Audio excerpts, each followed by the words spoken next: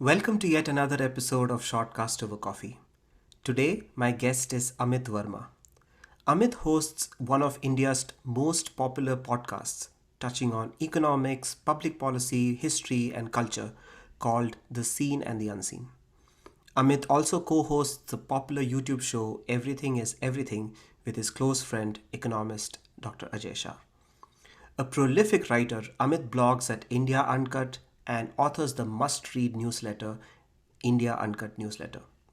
He's a two-time winner of the Bastiat Prize for journalism and a leading libertarian voice. In today's episode, I talked to him about his early exposure to reading, the influence his dad had on him, and writing stints at MTV, Channel V, and Cricinfo. We also talk about his life as a professional poker player before diving deep into his podcasting journey. I'm thrilled to have Amit on the show. Please do like, share, and subscribe this channel as it will help us get such great guests on the show. And for all you audiophiles, do check out the show Shortcast Over Coffee on top podcast platforms like Spotify, Apple, etc. Now, without further ado, let's dive right into it. Hi, Amit. Welcome to the podcast. Thank you so much. Thank you for inviting me. Yeah, I have a personal story to tell you of how I discovered the seen and the unseen, which My is God. how I started to know you. Um, it was, I think, 2020, and I was going through like a personal incident in my life, and I was living in San Diego at the time, and I had to move to LA, and I had to make like several road trips because of that. And it was a I mean, depending on LA traffic, LA is very reputed for its bad traffic. It would take anywhere between 2 hours to 3 hours. And that's when I started to listen to your podcast. And the way I discovered your podcast is I used to watch a lot of Crick Buzz at the time. And I used to love Joy Bhattacharya.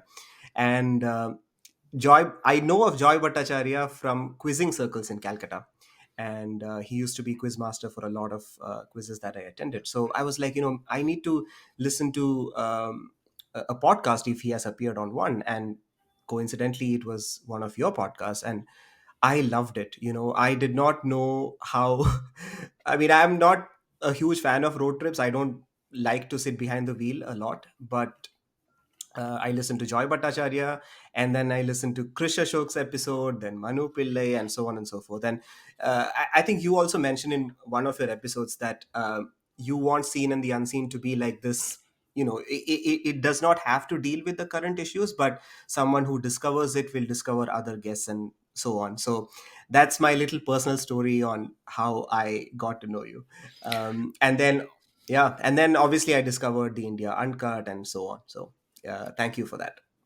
No, no, thank you. I'm touched to hear that. And the episode with Joy you must have heard was one that we did a long time back on Indian sport. And that was about 2 hours. And the second hour of that was all about how he set up the football under 17 World Cup in India. And it was such an inspiring story. And that's the kind of thing that kind of gives you faith, because our country is seriously messed up in every way. Governance is messed up, our sports organizations are incredibly messed up. We are still such a poor country, and you imagine that where is the hope going to come from, because all the incentives are messed up. But you have these individuals, and I keep coming across them again and again because I do the show, who just don't give a fuck ki system kaisa hai, incentives kaise hai. They just they're driven by passion. They just go out there and they do what they gotta do. And Joy, of course, is one of them. Yeah, Joy and Shruti Jagirdar, that was one other episode. And, funny enough, we are talking at a time when the ICC has suspended Sri Lankan Cricket Board because of government interference. So, yeah, Amit, you have had a very illustrious career. You have dabbled different professions along the way. I want to take you back. I want to do a little seen and the unseen with you as well. Uh, where did you grow up, and what did your dad and mom do? It's a very interesting story. I've heard your dad is a Bengali. No, no, no. My dad was born in Lahore and moved before partition to Calcutta, and my mother is a Bengali, so they had a roaring love affair in the 1960s. And yeah, so he was apparently, from what one is told, an exceptionally bright person and a good student. He studied under Abhijit Banerjee's father at Presidency College. And at one point, he faced this difficult choice that he had a scholarship to go to, I think, either Cambridge or Oxford, one of the two, after, for his postgrad. And he had job offers from First National Citibank, as it was then called, the biggest bank in the country then, biggest foreign bank, and also from Clarion, which was then the biggest advertising agency, and what was then called, I think, EPW under a different name. I forget what it was then called, perhaps Economic Weekly or whatever.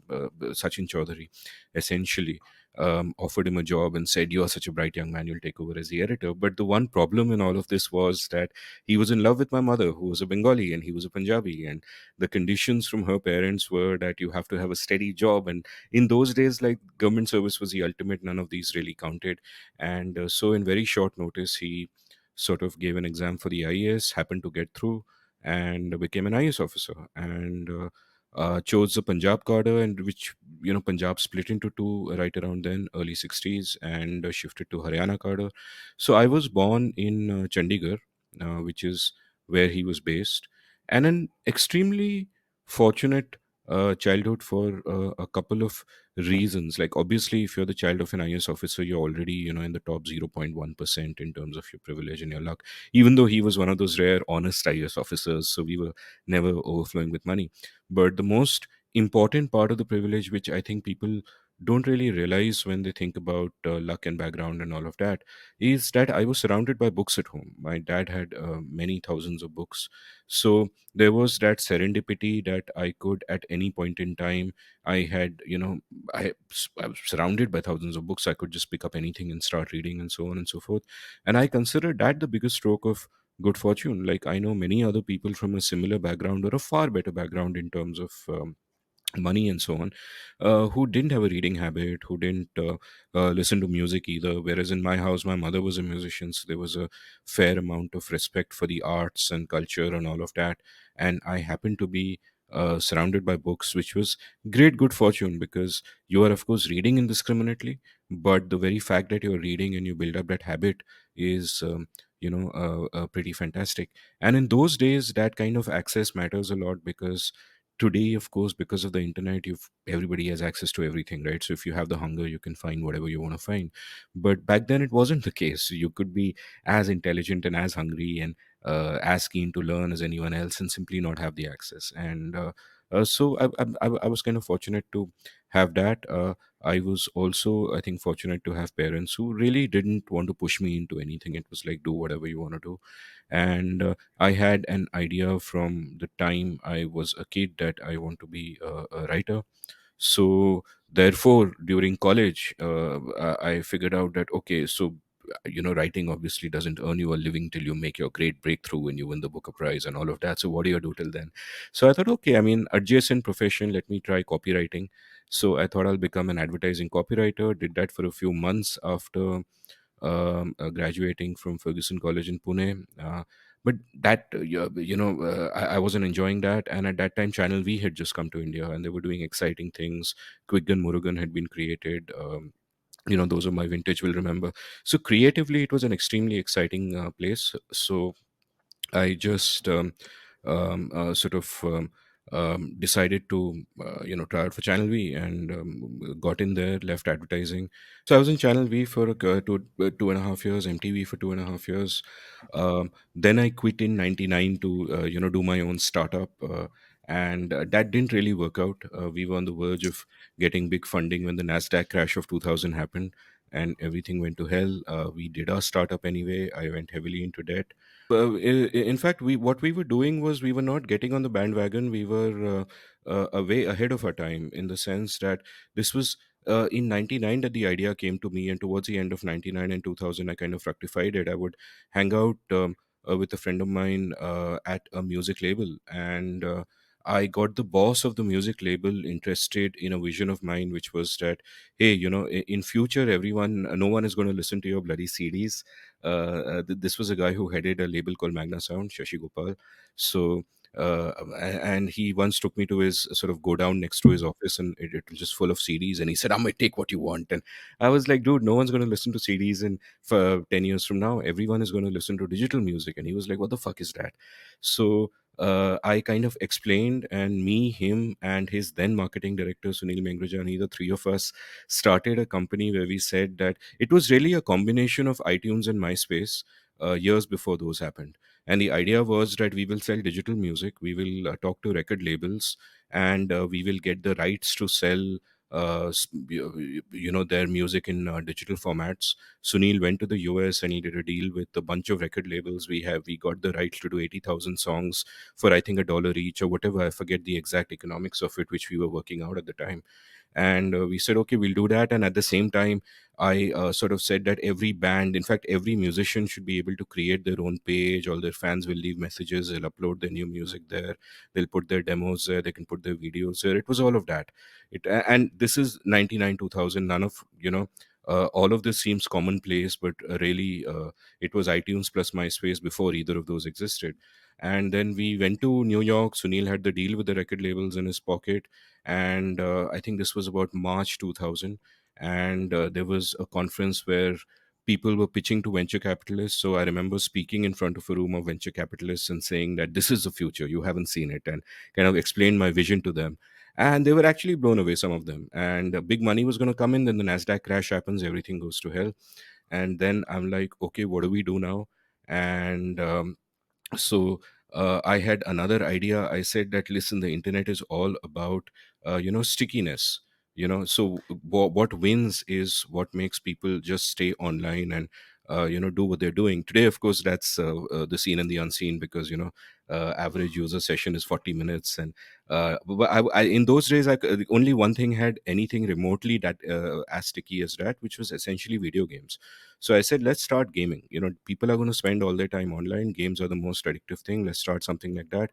Kaun Banega Crorepati had just started then.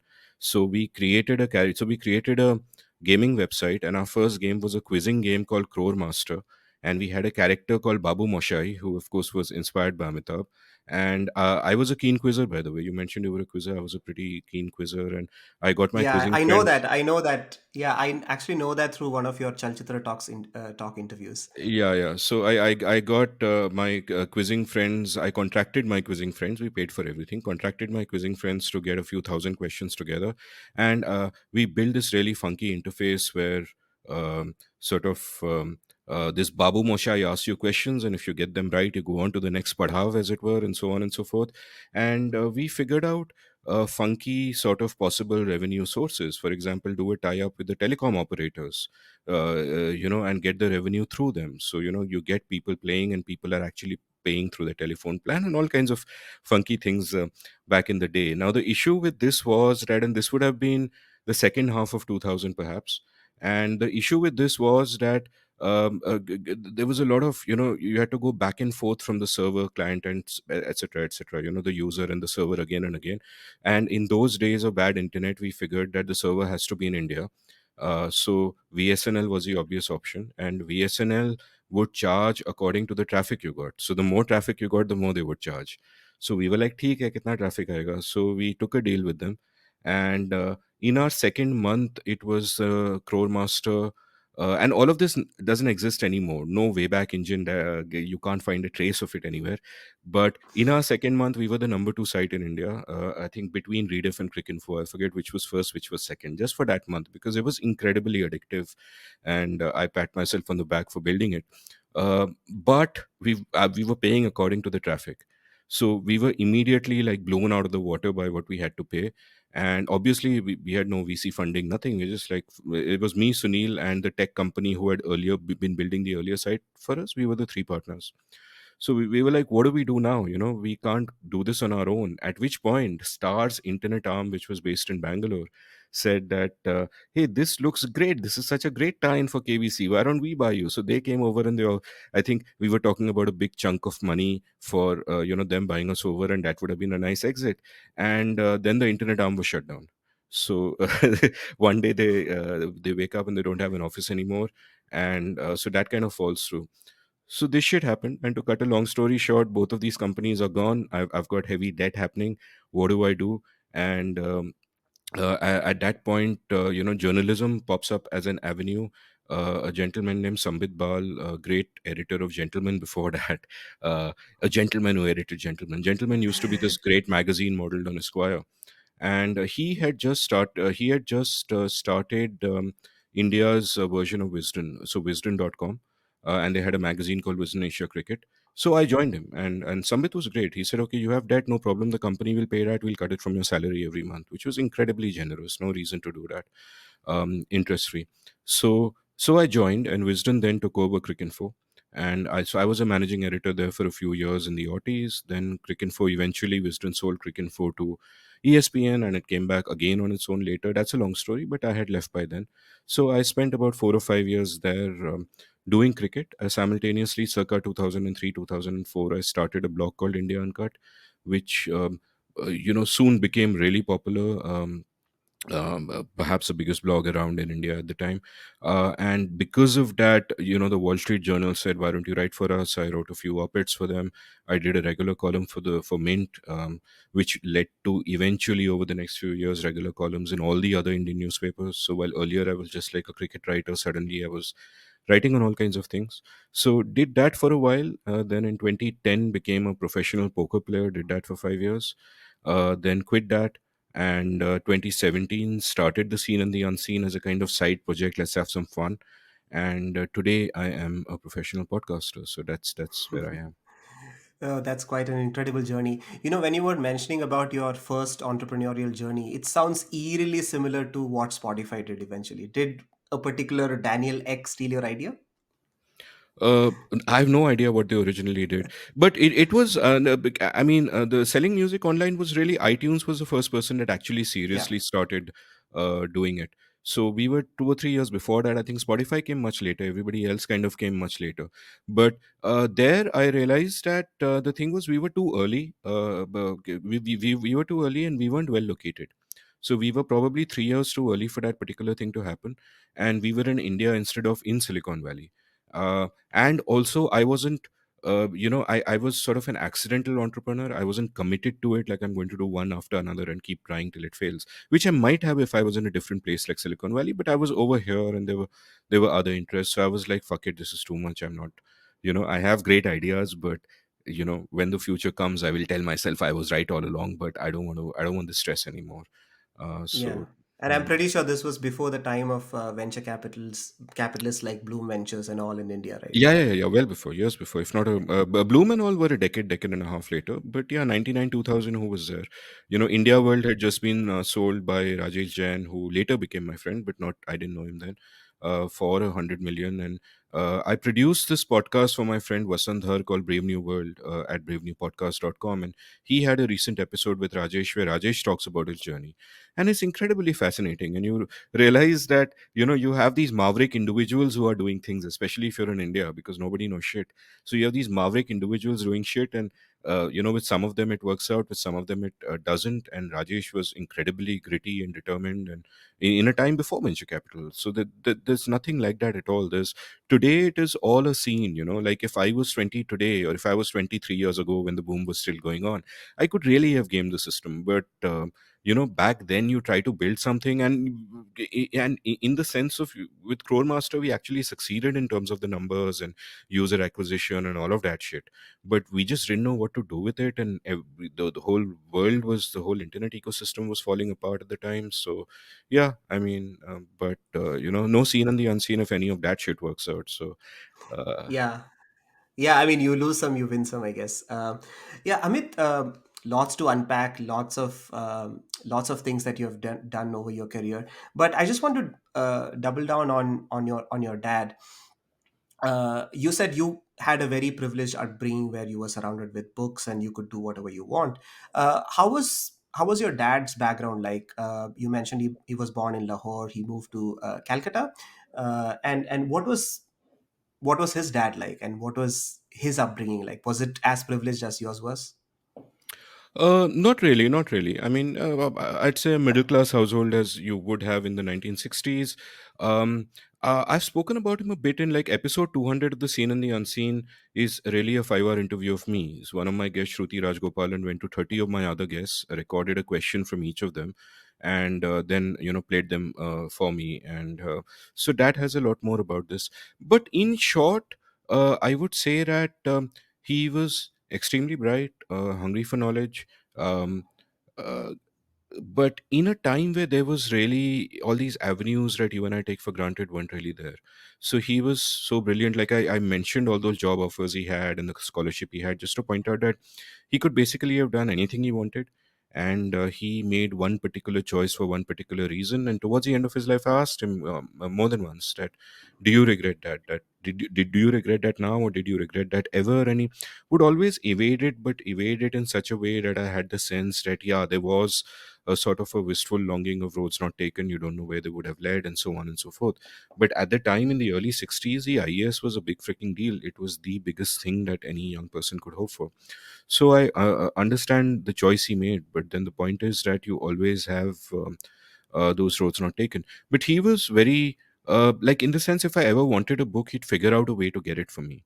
Um, and I actually, it wasn't very often that I would want something and it wouldn't already be there.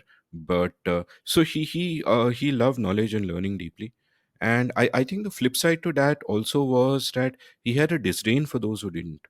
And which would lead to a sort of sometimes an intellectual arrogance that I am a reader, these people don't read, and they have such shallow opinions and blah blah blah. And these are never words he used with me. I'm sort of thinking aloud, because I think that for a while I got that attitude from him. And it's only into adulthood that as you go through life, you kind of begin to unpack what are the bad things that you got from your parents or how you grew up. And then you begin to unpack and you begin to sort of shed away those layers. And even he shed them away, I think, at some point in time. But that was kind of what it was. And one interesting thread here is that in my episodes with people like Ramchandra Guha, um, and many other guests who've come after him, KP Krishnan, which is releasing this Monday after we speak, so it's not out yet.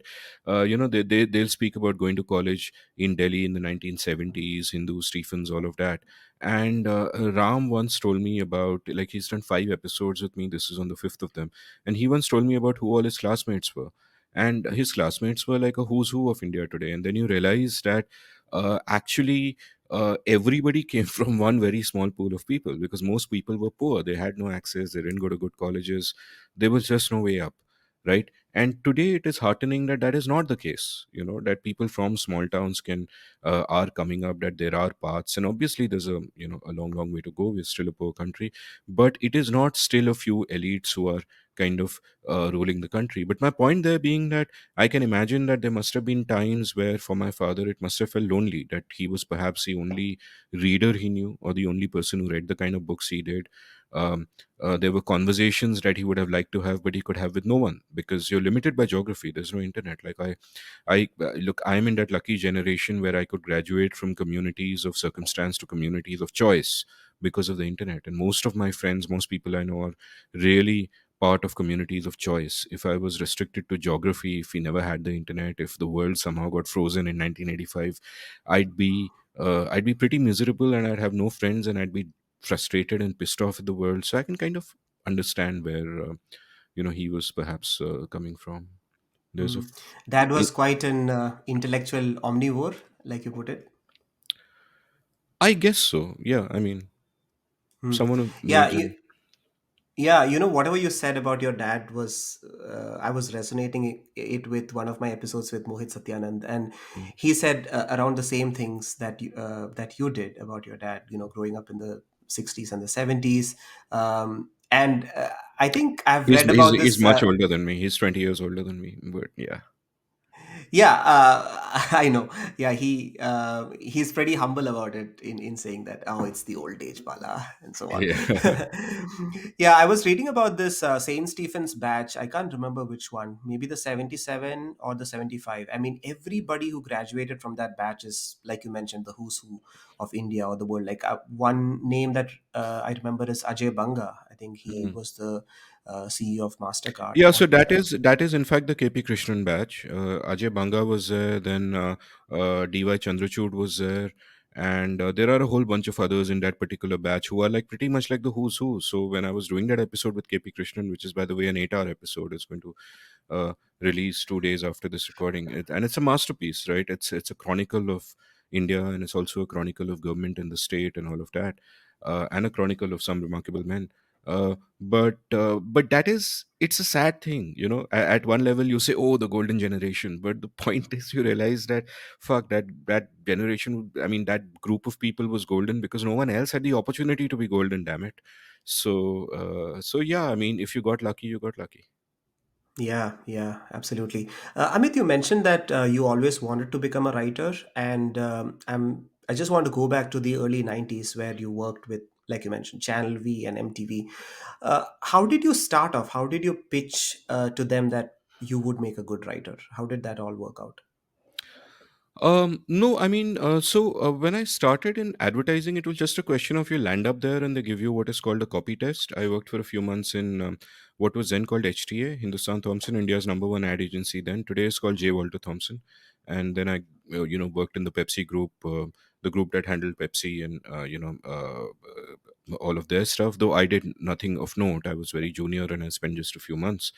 And then about Channel V, it was kind of like I decided I'd had enough of advertising, and my then girlfriend, later wife, was going to Bombay from Pune, and the long distance thing wasn't working, and I said, okay, I got to go to Bombay.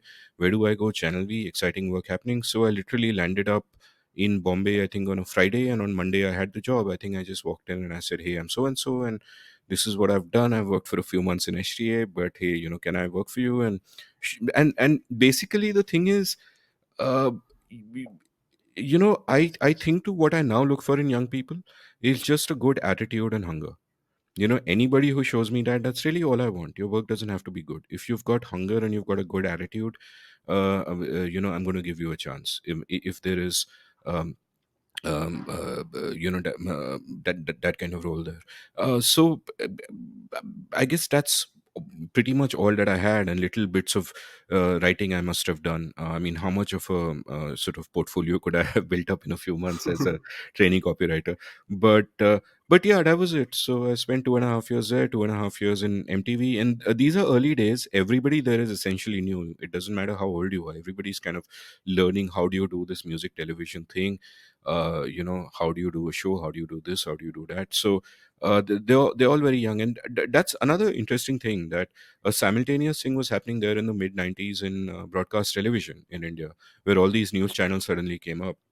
So you had your NDTVs and CNN, IBN, and whichever news channels came up in those years. And the thing is, they were all kind of fresh out of college, kids of 21, 22, 23, who were sort of going in there on the ground floor. So all the sort of the legends of Barkhadats and Nidhi Razans, the Rajdeep Sardesai, so he'd done some print work before that. They all got in on the ground floor. So everyone who gets in on the ground floor rises really fast and becomes a legend of the medium. Anyone who comes 5 years later, you got that long tortuous ladder all the way to the top. It's not quite so fast. So and I just mentioned that apropos of nothing, because I didn't stay in television or make anything out of it, because I was just like bored by it, and the work was kind of meaningless. And as far as writing was concerned, I think, I did this great episode of The Seen and the Unseen on writing with Amitav Kumar, where he talks about how in his 20s writing was equal to waiting. you know and because his I mean, the reason he used that term was that he had the writing talent, but he had nothing to write about. I mean, how much life have you lived when you're in your 20s? So I think it was a similar thing for me, that I realized that at that point, that I didn't really have stuff to write about in that sense. I wanted to write. I look back on what I wrote then, and it was absolute garbage. But the point is that you have the urge to keep wanting to do creative work, and then you kind of go from one thing to the other. And I'd given you a sort of a synopsis of my weird journey. There's no plan to it. Yeah, I was watching an interview of Cyrus Brocha, who also worked for MTV, I wrote and for him, by the way. yeah, yeah, I know Bakra, right? Did Uh, you write Bakra or no? Bakra wasn't written because it was an impromptu show, but the name Bakra was given by me. Other people tried to take credit for it later, but the name was given by me, and I wrote other shows for him. And I am probably the only person in the world to have written for both Javed Jaffrey and Cyrus Bocha.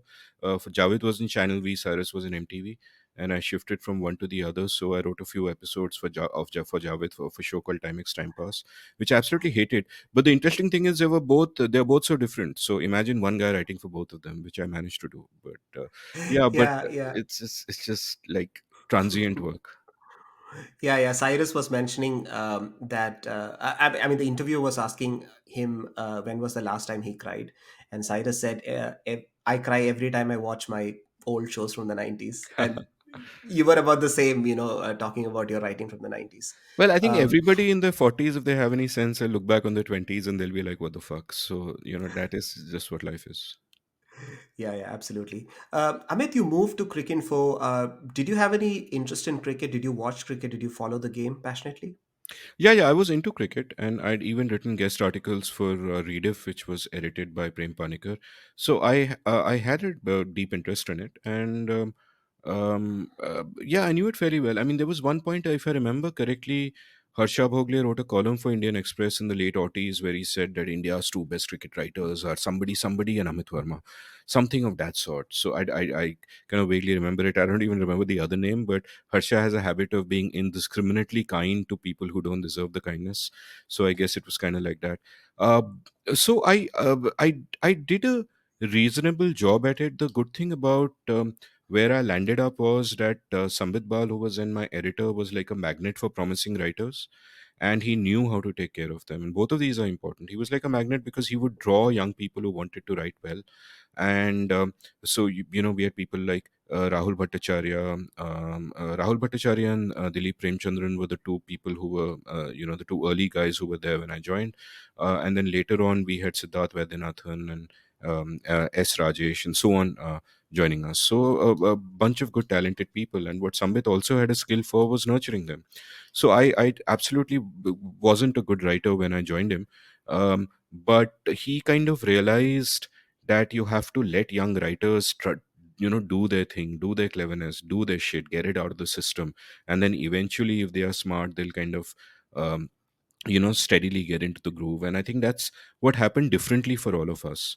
And Rahul Bhattacharya, of course, was just a spectacular talent, wrote this great tour book called Pandits from Pakistan, and then went on to become a novelist, and sadly didn't really write much about cricket. So I wrote about cricket for a few years, and then I kind of continued dabbling with it and writing different things. And I do a YouTube show with my friend Ajay Shah called Everything is Everything. So we just had an episode on cricket, on how to think about cricket. So yeah, but it wasn't like the one dominating love of my life. It wasn't. I was kind of an accidental cricket writer. Writing was what I wanted to do. Cricket was something I was interested in. I considered myself smart enough to figure out anything over a period of time and then write about it well. So that's kind of what it was. I didn't have that like I mentioned Rahul Bhattacharya before, and he had this great abiding passion for the game, really knew it well, played it well himself. So I didn't really have that. I got it, I could write well about it, but I wasn't at that level. So I figured that this is not something I should be doing in the long term. But I kind of did that for a few years, and the good thing was that simultaneously I had India Uncut happening, the blog, and that got me columns for various people. So when I toured Pakistan with the Indian cricket team in 2006, the second tour after touring resumed, I was covering that tour technically for the Guardian, writing about the cricket. I was also doing pieces for Cricinfo where I worked at the time. um, but I was also doing columns for Wall Street Journal while I was there, and so I had a bunch of other stuff going on, and in the back of my mind there was this thing that okay, someday I'm going to actually get down to serious writing, and that was just something I did until I got there. Yeah, I've had two ex-Cricinfo people on my show, Jared Kimber and Nitin Sundar, and both of them talk so fondly about Sambit Bal, how Cricinfo was such a nice place that nurtured talent. And Jared Kimber actually spoke a lot about the history of Cricinfo, and funny enough, it was one of the first ever websites, and he spoke about the fact that people used to tape commentary in in the UK and then ship it to the US or play it over the phone, and that's how they used to write articles in the initial period. Yeah, great story. Both of them also mentioned about the future of Cricinfo, which yeah, I don't know. The, uh, the reading on websites has gone down like everything else, so that remains to be seen how that will go. Um, Amit, you mentioned about your tour to Pakistan, and I remember the 2004 tour where Atal Bihari Vajpayee said, match jeetna or dil bhi jeet ke aana. And I think this was the second, like you mentioned, the second Yeah. series where Yuvraj and Dhoni were chasing for fun, and Muhammad Asif was all over the place. How was your trip to Pakistan? How did you like the country? What are some of your memorable experiences from the trip? Oh, I love the country, and it feels weird to say love the country because it didn't feel like another country. It's a cliche about how much Lahore is like Delhi and how much Karachi is like Bombay, and that's absolutely true. Like Lahore is just a beautiful city, and though at night it's lit much better than Delhi. I think there is something there for Delhi to learn. It was just such a pleasure walking around at night and seeing the way it was lit and all that, and the people were so incredibly friendly. Like I remember the first evening we arrived, we put our things. In our hotel rooms, and then we need to buy batteries for our dictaphones and all of that, so we all kind of go out to a grocery store, and the moment the person realizes that the bunch of us are from India, he just fucking refuses to take money, like refuses. And there are many of us buying many things, he just refuses. It was like fuck genuine from the heart, and we got that everywhere with one exception where somebody in one place spoke rudely to us, but otherwise by and large everybody was just so fucking happy. And it made me, in a sense, it was poignant because I felt that in those days Indians would not necessarily have reacted the same way to Pakistani tourists in India. So I don't know, but that was my feeling, that I there think was that a. is kind of true. I mean, we are seeing what's happening with the cricket team and all the tweets. Yeah, I was looking at Virender Sehwag's tweets this morning, and what a shame. Yeah, what a shame. I mean, but you never know how the common man on the street will behave, how the grocer will behave. Will he say ki nahi bhaiya paise mat dijiye? So you kind of don't know that, but that was a feeling I had, that that they're just so warm, and it's so great. And the other interesting thing there I sort of realized is that there is also a dichotomy there that people kind of live with, and a dichotomy that exists at a much smaller level. It's not even relevant in India really, and that dichotomy is that you have different conflicting identities. Like, one of the things that I realized about Lahore is that in one sense, of course, is part of the Islamic State, and there is a military, and there is oppression, and all of that shit is kind of going on. Musharraf was in charge when I went, and all of that stuff is going on, and that is there, the ever present oppressive hand of the state. But at the same time, there is in their culture, in Lahore especially, that Punjabiyat, that openness, that let's party, let's have a good time, let's be friendly with everyone, let's be good to everyone, that joie de vivre, as it were. Though it's very bizarre using a French term to describe something quintessentially Punjabi, but that was kind of what it was. And so it was very beautiful. Like, and I was live blogging from there on India Uncut, and I remember at one point I live blogged also about this cricket match that I saw on the streets of Lahore at 3 a.m. in the morning. So they were playing cricket at 3 in the morning, and you could order a pizza at that time if you want. You could call an order. Of course, no Swiggy Zomato, but even we didn't have Swiggy Zomato. But you could call and order a pizza at 3 in the morning and all of that. You could get any kind of booze or drugs if you wanted to. So it was almost like sort of a double life. That on the one hand, you have the regime, the oppressive regime, and all that it stands for, and so on and so forth.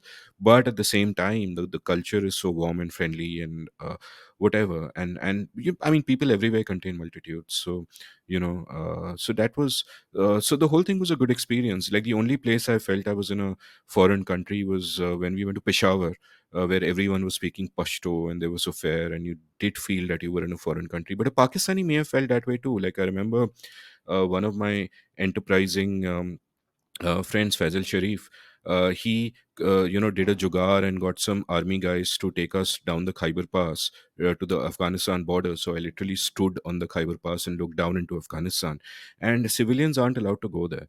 And when we were going there, we were passing this land of the Afridi tribes, and the Afridi tribes have these like little huts, which are like small rectangulars with little slits in them.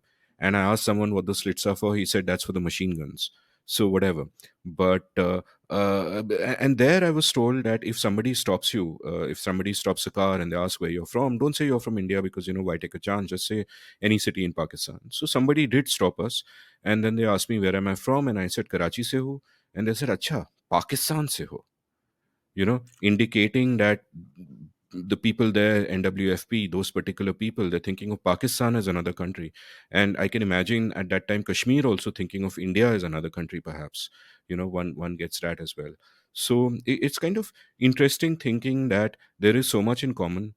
And these lines on the map and nation states and all that are like so arbitrary, and sometimes they don't sometimes they divide when they shouldn't, and sometimes they pretend there is a unity when whatever. So I mean, uh, that was kind of a ramble. But I also held a live gun in my hand for the first time there. Peshawar has this famous gun market, and I've uh, seen a video of it. Yeah, it's crazy. I mean, all cheaply made guns, no safety measures.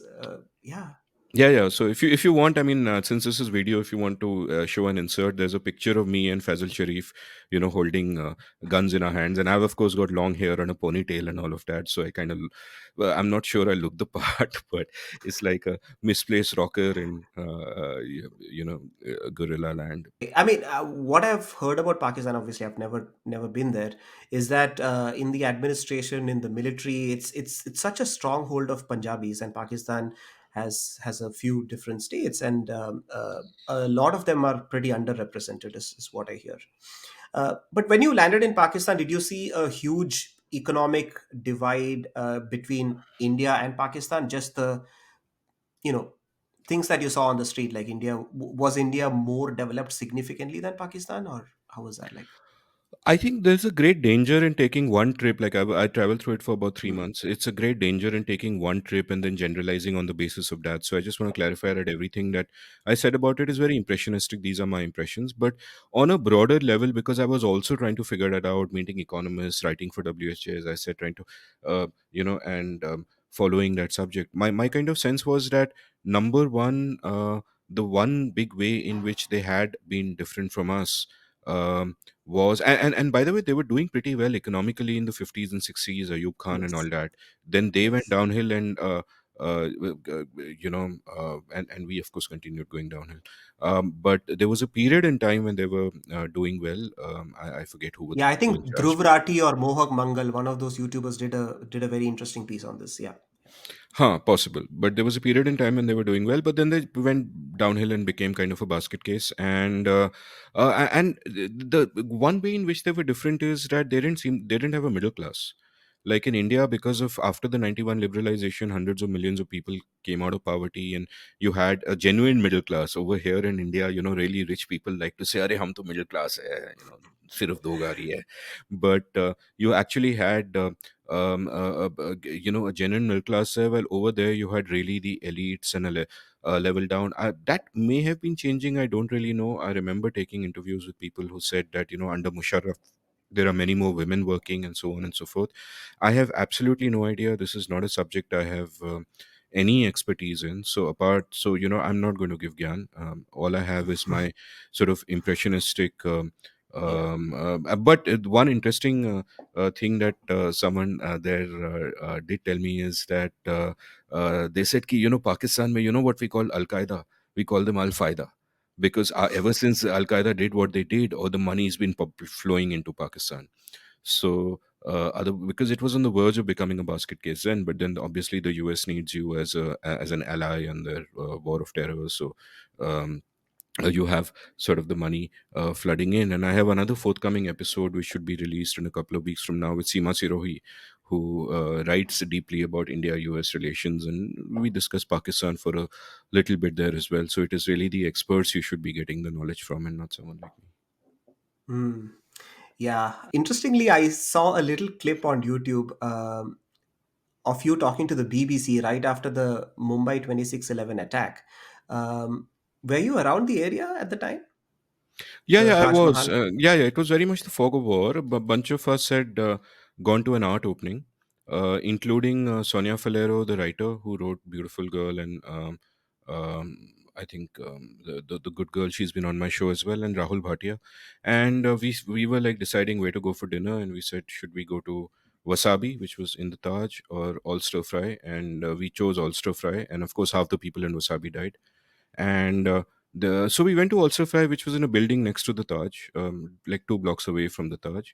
And at one point, when we had finished, we were about to come out, and somebody said that that there's some gang war which has erupted, because at that time nobody knows they're terrorists from Pakistan. So they just said there's some gang war that has erupted, so don't go out. And so we didn't, and then we realized what is happening. And Ulster Fry was in this hotel called the Gordon House Hotel, and they straight away gave us all a room for the night. So it was the 6 of us in one room, but we just had to. We didn't want to go out on the street, and there were all kinds of wild rumors. There were rumors that there are gunmen who have gone past the Marriott in Juhu and they're firing machine guns, and it's a fog of war in terms of information. So nobody knows what the hell is happening, and half the rumors turn out not to be true, but you can't venture out. So we stayed there all night. We kind of followed it on TV, and I think at one point, it wasn't BBC. I think it was CNN took some interview of me, and I don't know why they took an interview of me, because I wasn't even there. I wasn't in the Taj or something, but I had blocked something about being nearby on a so whatever. So um, they took one interview where I said similar things to what I just did to you when you asked me about Pakistan. That, hey, I don't know. I'm not actually there. Yeah. I'm safe. I'm somewhere else. But in my in this haze in the fog of war, this is what is happening. So yeah, I don't even know if such a clip exists. Please don't link it. Um, but in that fog of war, nobody knew what the hell was happening. You knew another bomb had gone off near the airport, which it had. One bomb had exploded in a cab, which these guys had left. So I think on the Western Express Highway, that exploded. But there were these other rumors. There are people with machine guns outside the Marriott, and this is happening there, and that is happening there. And various top anti-terrorism people and policemen are dying. So kind of fog of war. Yeah, I want to come back to your writing times. There's this Parkinson's Law, right, which says, work expands to fill the time available. So when you wrote for, MTV, Channel V, Cricinfo, how did you manage? Did you always struggle with the fact with procrastination? Did you always struggle with the fact that there was a lot of time and you just were not able to focus? See, the 90s were a blip. I was too young to be serious about anything, so I won't talk about my television times. So what I think happened in the aughties was that simultaneously I was um, sort of an editor at Cricinfo, and at the same time I was doing a lot of cricket writing. Like, we did hardcore. We do 2 3 pieces a day. If you're covering a match, we wouldn't just file one piece from there. We do multiple pieces. Plus I had to manage people who were doing all of this stuff, and etc etc. But at the same time, I was kind of blogging every day. India Uncut in its peak, I would it was really it ran in a sense really for 5 years, 2004 to 2008, 2009, and I did 5 posts a day. So at one point I made a count, there was some 8,000 posts. So I was kind of getting a lot of work done in the writing gym at that time. And those were days before social media. I mean, in a sense, the different social media kind of killed the age of blogging, because although everything a blog would do got disaggregated into all the various social media. So your micro blogging and your filter blogging went to Twitter. Your personal posts went to Instagram, if they included pictures or whatever. They kind of went all over the place. So only a few kind of top bloggers, like the marginal revolution types, really remained. And now with Substack and newsletters, you probably have a reflourishing of that. So that happened for a while, and then at one point I decided that, hey, I really want to get down to writing fiction, which is the one thing I want to do then and now.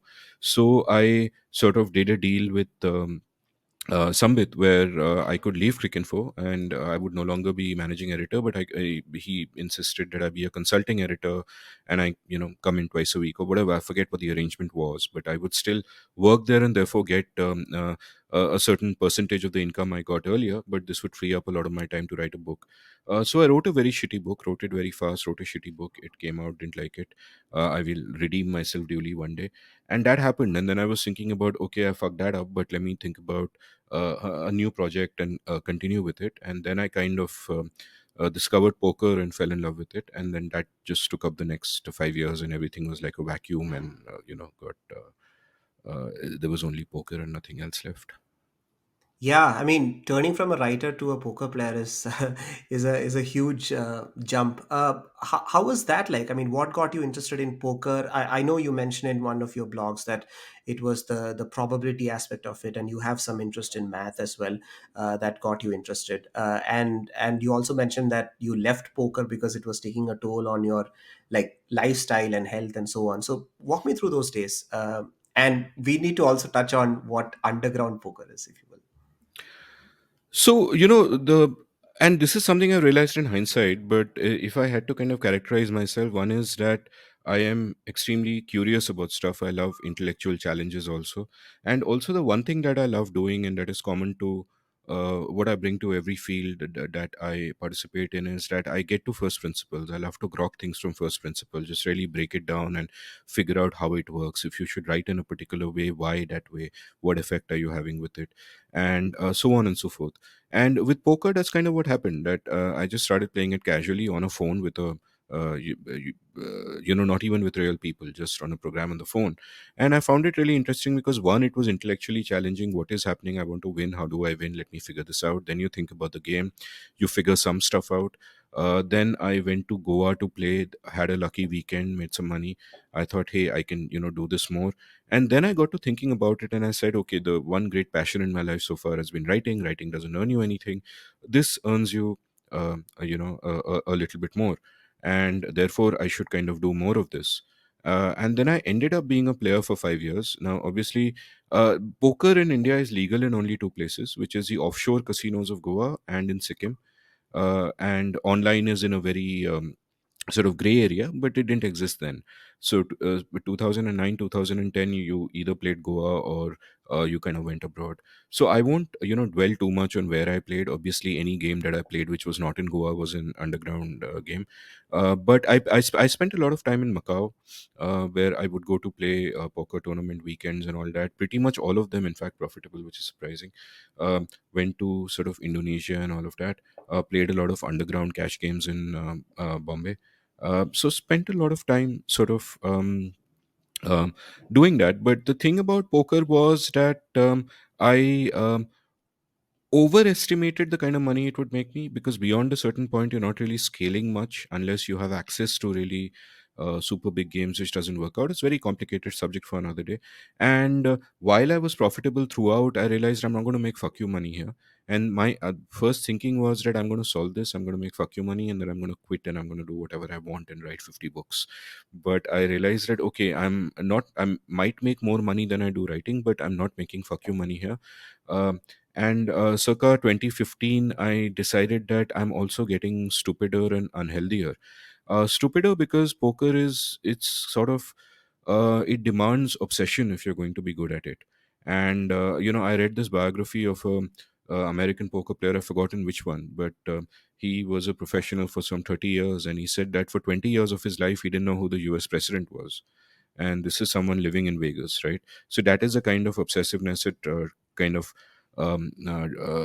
demands of you. And this means I had stopped reading books, I had stopped hanging out with non-poker friends. I just felt that I'm just getting smarter when it comes to poker, but stupider when it comes to everything else. And also, it takes a toll on your health. I was putting on tons of weight. And you'll have a 40-hour session, you'll go home and sleep, you come back, you have another 40-hour session. And poker being the way it is, it's always two steps forward, one step back. And that's kind of what it was. So then I was writing for the last of those years, circa 2014, 2015. I was writing a column on poker for the Economic Times, which was, I think, the only column on poker ever in a mainstream newspaper anywhere in the world.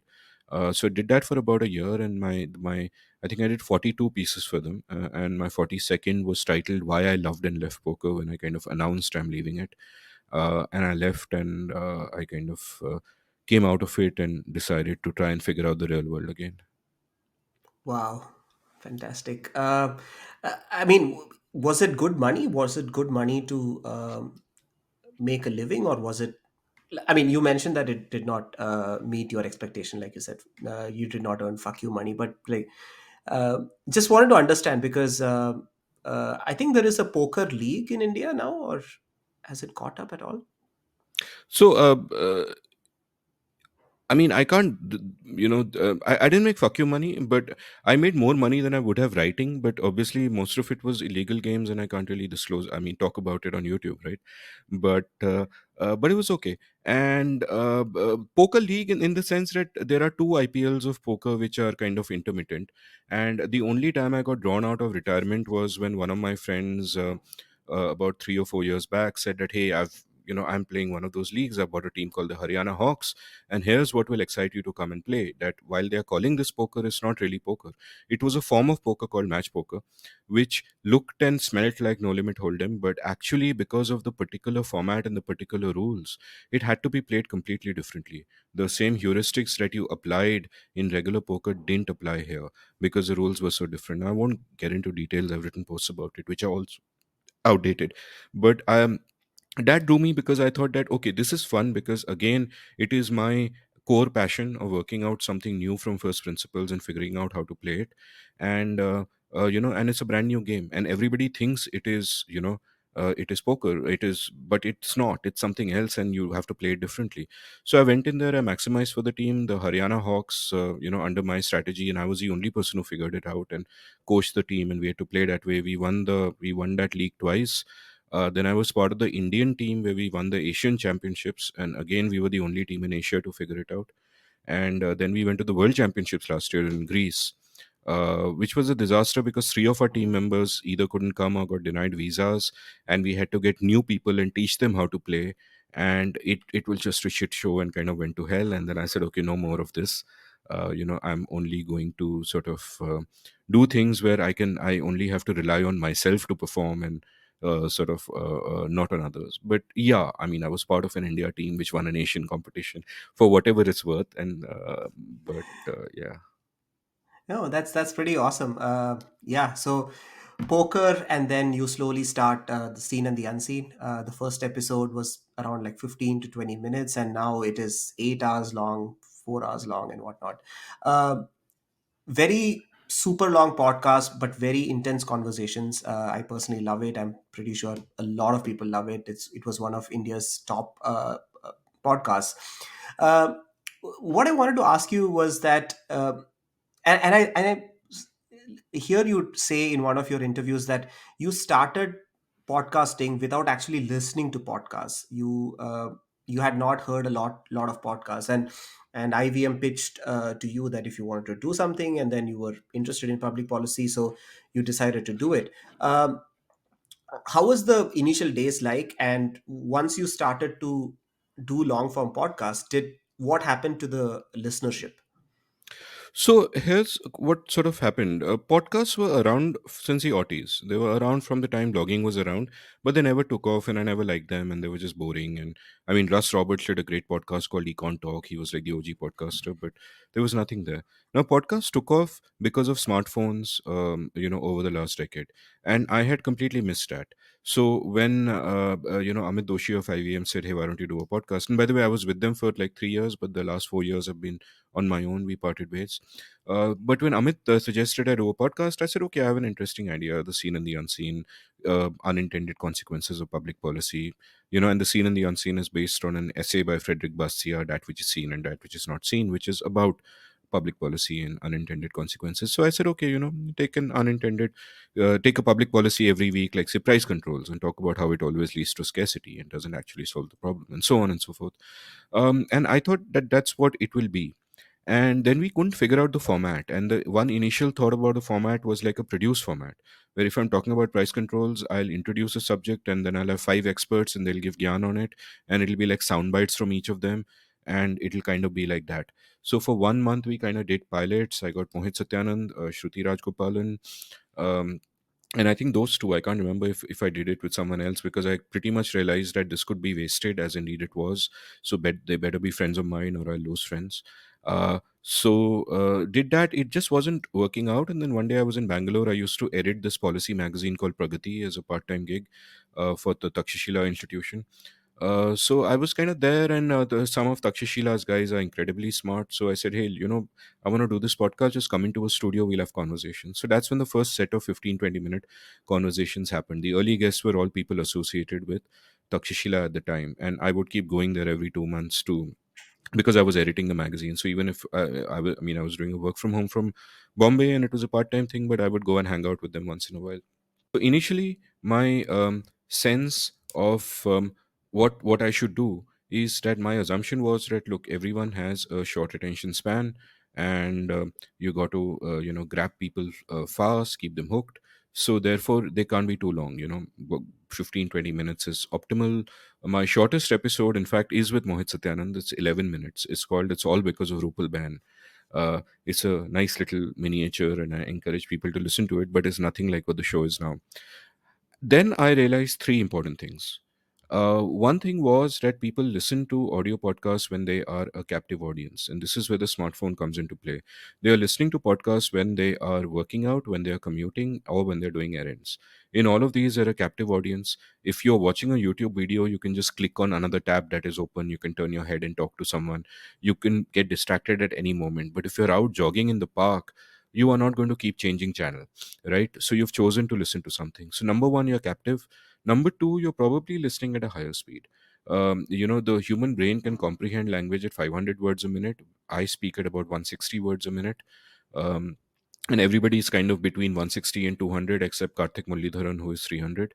So that's so it's very easy for people to listen at higher speeds, and regular podcast listeners will listen to 2. I have even listened to some podcasts at 3.5, and I understand everything. The brain just normalizes everything, so it's not that you miss a nuance, or the intense meaning of a pause goes away. No, it's all the same. The brain just normalizes everything. Mm. Everybody has their own comfort level, and the trick is you take it one step at a time. You take it to 1.2, let that normalize, take it to 1.5, so on and so forth. So A, people are a captive audience. B, they're listening at higher speeds, which means a 3-hour podcast could be consumed in 1.5 hours or even an hour. And that amounts to a lot of content. Like the first episode I did with the aforementioned Karthik Mullitharan was an episode on education, which was a cult hit, which was about 3 hours 15 minutes, and he got it transcribed, and that came to 45,000 words. Now that is a short book Mhm. by itself, or it's half a book. And if you're listening at double speed, you're consuming it in 90 minutes. So in 90 minutes, you're getting 45,000 words of directed conversation with an expert who knows what he's talking about. And he's talking to someone who also knows what he's talking about. So there's just so much value there. Where else do you get that? And that's when I realized the third thing. And the third thing is that people crave depth. The rest of media gives you content which is a mile wide and an inch deep, as my good friend Prem Panikar likes to say, and you should also get him Mhm. on the show. And so everybody keeps it shallow. But and people crave depth, and I'm not saying some people crave depth and some people are shallow. We contain multitudes. There are times where I'm shallow, I'm swiping, scrolling, but there are times where, no, I really want to dig deep into something and figure something out. So and no one is serving that, and there is a great deal of gratitude for anyone who serves that. And what I also realized is that when you serve that, the intensity of feeling that they feel for the creator who's giving them that is far more than something that you're casually sort of surfing. Which is why I often say that I'd rather have like 100,000 people listen to an episode than say 10 million people watch a YouTube video, because your average YouTube view time may be 15 seconds, 20 seconds, whereas an average session time on a podcast, like for mine, when I last checked on one of the apps, it was about 40 minutes, but and people listen across multiple sessions. So you're getting that kind of deep engagement, which you don't get in any other format. So that's like how it got longer. So the first step of that was when I started doing deep dives into subjects, which would go to 2 hours, 3 hours, and 3.5 hours, and whatever. And then what I would start doing sometimes is start the episode by talking about the person, like you've pretty much been doing throughout this episode. And then I realized that's a part I really enjoy. So the deep dives into subjects became deep dives into people, and almost akin to oral histories. And those could last for 5 hours, 6 hours. I've had two 8-hour episodes, and a third 8-hour episodes with KP Krishnan releases on Monday. And the two 8-hour episodes I've had so far are with Jerry Pinto and Shanta Gokhale, and they're both incredibly popular. People love them. So people just crave the depth. And again, my policy is I'm never going for depth for its own sake. Like over the last 3 or 4 months, my episodes on average have been just like 3.5 hours.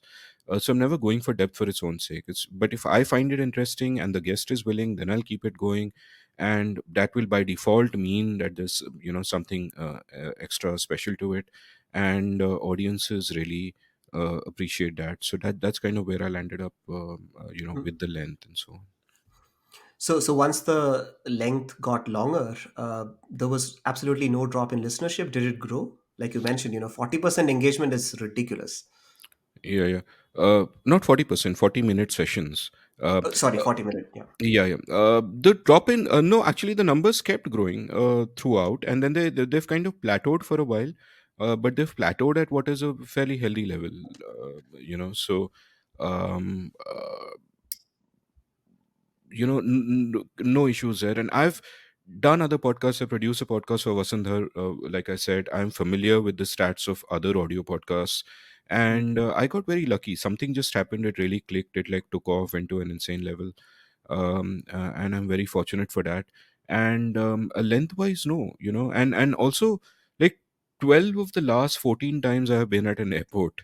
I've been keeping count out of bemusement, but 12 out of the last 14 times I've been at an airport, somebody's come to me and said, "Are you Amit Varma? Thank you for what you do." Because of the seen and the unseen. So, for an audio podcaster to actually be recognized visually, which should not be possible. What is going on? Are they stalking me? Is By the way, I welcome it. It's a great reward when people say they like what you do. So it's had a kind of resonance which I think goes beyond numbers. And like I keep joking, I've shifted the Overton window of length. When I started doing these, a 1 hour interview was considered a deep dive. Today a 1 hour is a miniature, right? So and I have solely and wholly kind of made that possible by doing all my 7 hour and 8 hour episodes, that no one looks at a 3 hour episode anymore as something that's weird or, oh my god, what happened. Yeah.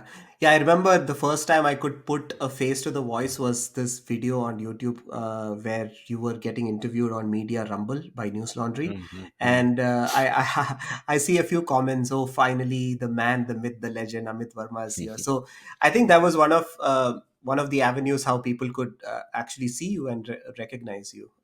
So yeah. Um, Amit, when you're talking to a lot of your guests, I realize that most of them are people you have known or people you have had a very strong friendship with. Uh, I'm sure it is very easy conversing with people, but do you change the conversation because you know that you are recording? And how is it different from you talking to them normally? First of all, that's actually not true. Most of the people I record with, I don't know. And literally, the only time in my life when I meet them is when I'm recording with them. That's actually probably true for 80% of my guests. So it just appears that we must be knowing each other because they're so comfortable talking to me. And what has happened over the last 2 or 3 years is people know the show. So now, either they ask to come on the show and I have to figure out ways of saying no 95% of the time, but 5% of the time I do find people interesting and call them over. But otherwise, even when I call them, they kind of know what the show is like and they come prepared to really sit down and talk and all of that. The other thing that happens is that I realize that for other interviews, if you're um, an expert on a particular subject, you'll have your set of prepared sound bites, and at some point you're just replaying the reel in your head that you've played 100 times. But my approach is you take the person out of that by talking about their childhood, talking about their parents, and so on and so forth. And you'll make them talk about things they've never kind of spoken about before, and then they'll get into their authentic voice, and and they'll also begin to trust you because they'll realize you're coming from a good place, that there is that mutual trust. You're also making yourself vulnerable, and once that happens, once you build that rapport, then they're authentic about everything, even about the subject. They won't necessarily replay the reel. And just understanding their personal journey and how they came to whatever subject they came at, how did they come at it, and so on and so forth, also makes the listeners look at the person differently and look at the subject differently. So, like, I've done 5 episodes with Ram Guha, and everybody knows Ram Guha, but everybody also puts him in a particular slot in their heads. The extreme right and the extreme left, all of course, have weird caricatures of him, but for most people, he's just like this enthusiastic historian who loves cricket and whatever.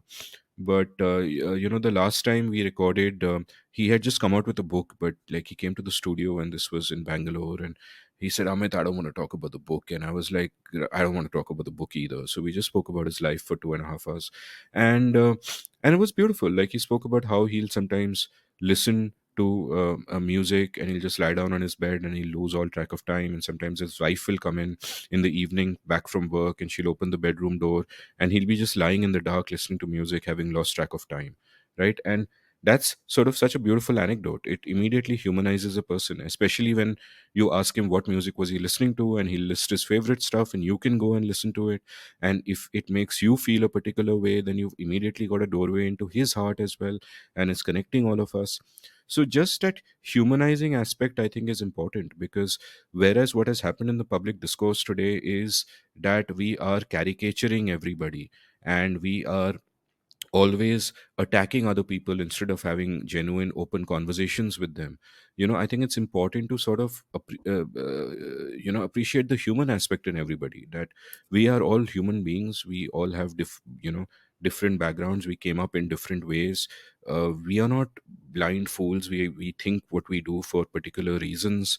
We have emotions, we have feelings, we have families, etc., etc. So I think the part of the show which I really enjoy is kind of getting into lives and getting to know people like that, rather than a boring recounting of oh, GDP growth hasn't been great because of blah blah blah blah blah. I mean, you can go on YouTube and find 100 panel discussions on, with experts talking on subjects, but I don't want experts talking on subjects. I want, human beings.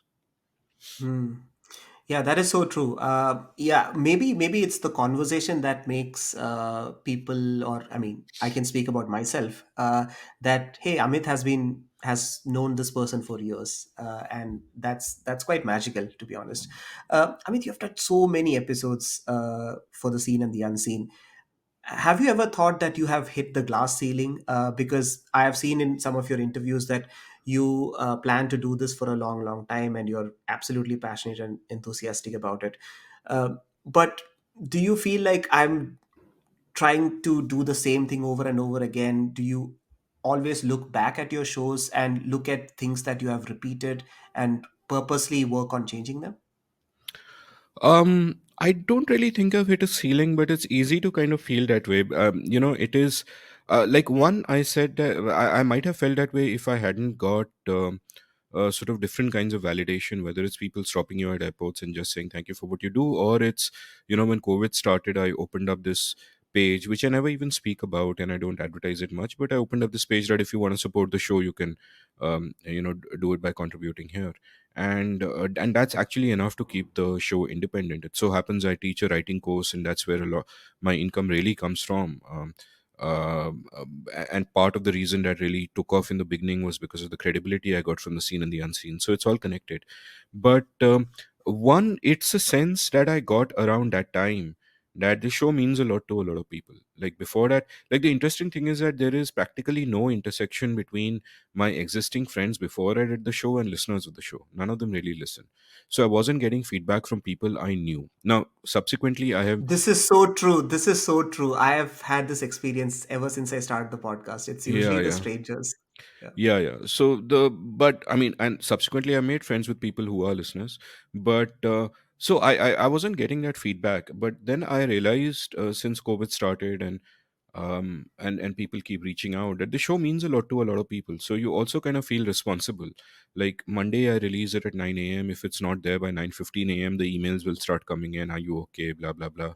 So that keeps me going. B, what also happens is that I feel like I'm creating something of great worth. Like my notion when I was creating the show is that I don't want to be successful necessarily right away. Though luckily I was fortunate to get the kind of success I did. But my thing was that I am not just trying to reach across geography in terms of places, but also time. I want someone 30 years later to listen to a conversation today and get a really good sense of a person and her times. And so in a sense, I'm creating a repository for history, and something that becomes a composite picture of what a society was like and what people thought, and etc., etc., and kind of getting a sense of that, in my limited way. I mean, obviously, no one person can be comprehensive, but in my limited way, just create a repository of timeless content. And I just feel that that's happening. And the other thing is that my approach towards working is that I'll do an episode with full intensity. When it's over, I'll never go back, and I'll never look at it again. I've done it, it's over, I just keep moving on. And the thing is that I can sort of never tell if an episode is going to be good before. You just have to do a bunch of episodes, and honestly, I don't think I've had any duds in the last 3 4 years. Everything has some kind of value, some things to like about it, but which is going to be an enduring classic and which is going to be kind of not as epic as you expected, you never really know beforehand. So the only thing you can possibly do is putting in volume, just keep doing them week after week after week. And you asked earlier about procrastination, and without procrastinating, I kind of ended up not answering your question. And the reason I never take a break is that I procrastinate endlessly on everything else in my life, which is why no more books yet, though I have to redeem myself, as I keep saying now. And I feel that if I take a break from the seen and the unseen, for example, it might never come back. The only way it keeps going is that Monday 9 o'clock axe hanging over my head, and I have to get it done. So I feel like I have to keep going. And sometimes I wonder if that's a little bit of a trap, because if it's the only thing people know you for, then they assume that this is all you are. Like, I remember at a book event a few months ago, this fan who had heard every episode of mine, she came to me. She was with her husband, I think, and she said, "I just want to ask you a question. Have you ever shouted at someone?" And I was like, oh fuck, this person has only heard the seen and the unseen and obviously knows nothing else about me. And I don't want to be trapped into that person, because obviously the image that would possibly come out is someone who's calm and reasoned and who listens well and all of those things. And they are all true, but they're not the whole truth. I'm sometimes like that and sometimes not like that.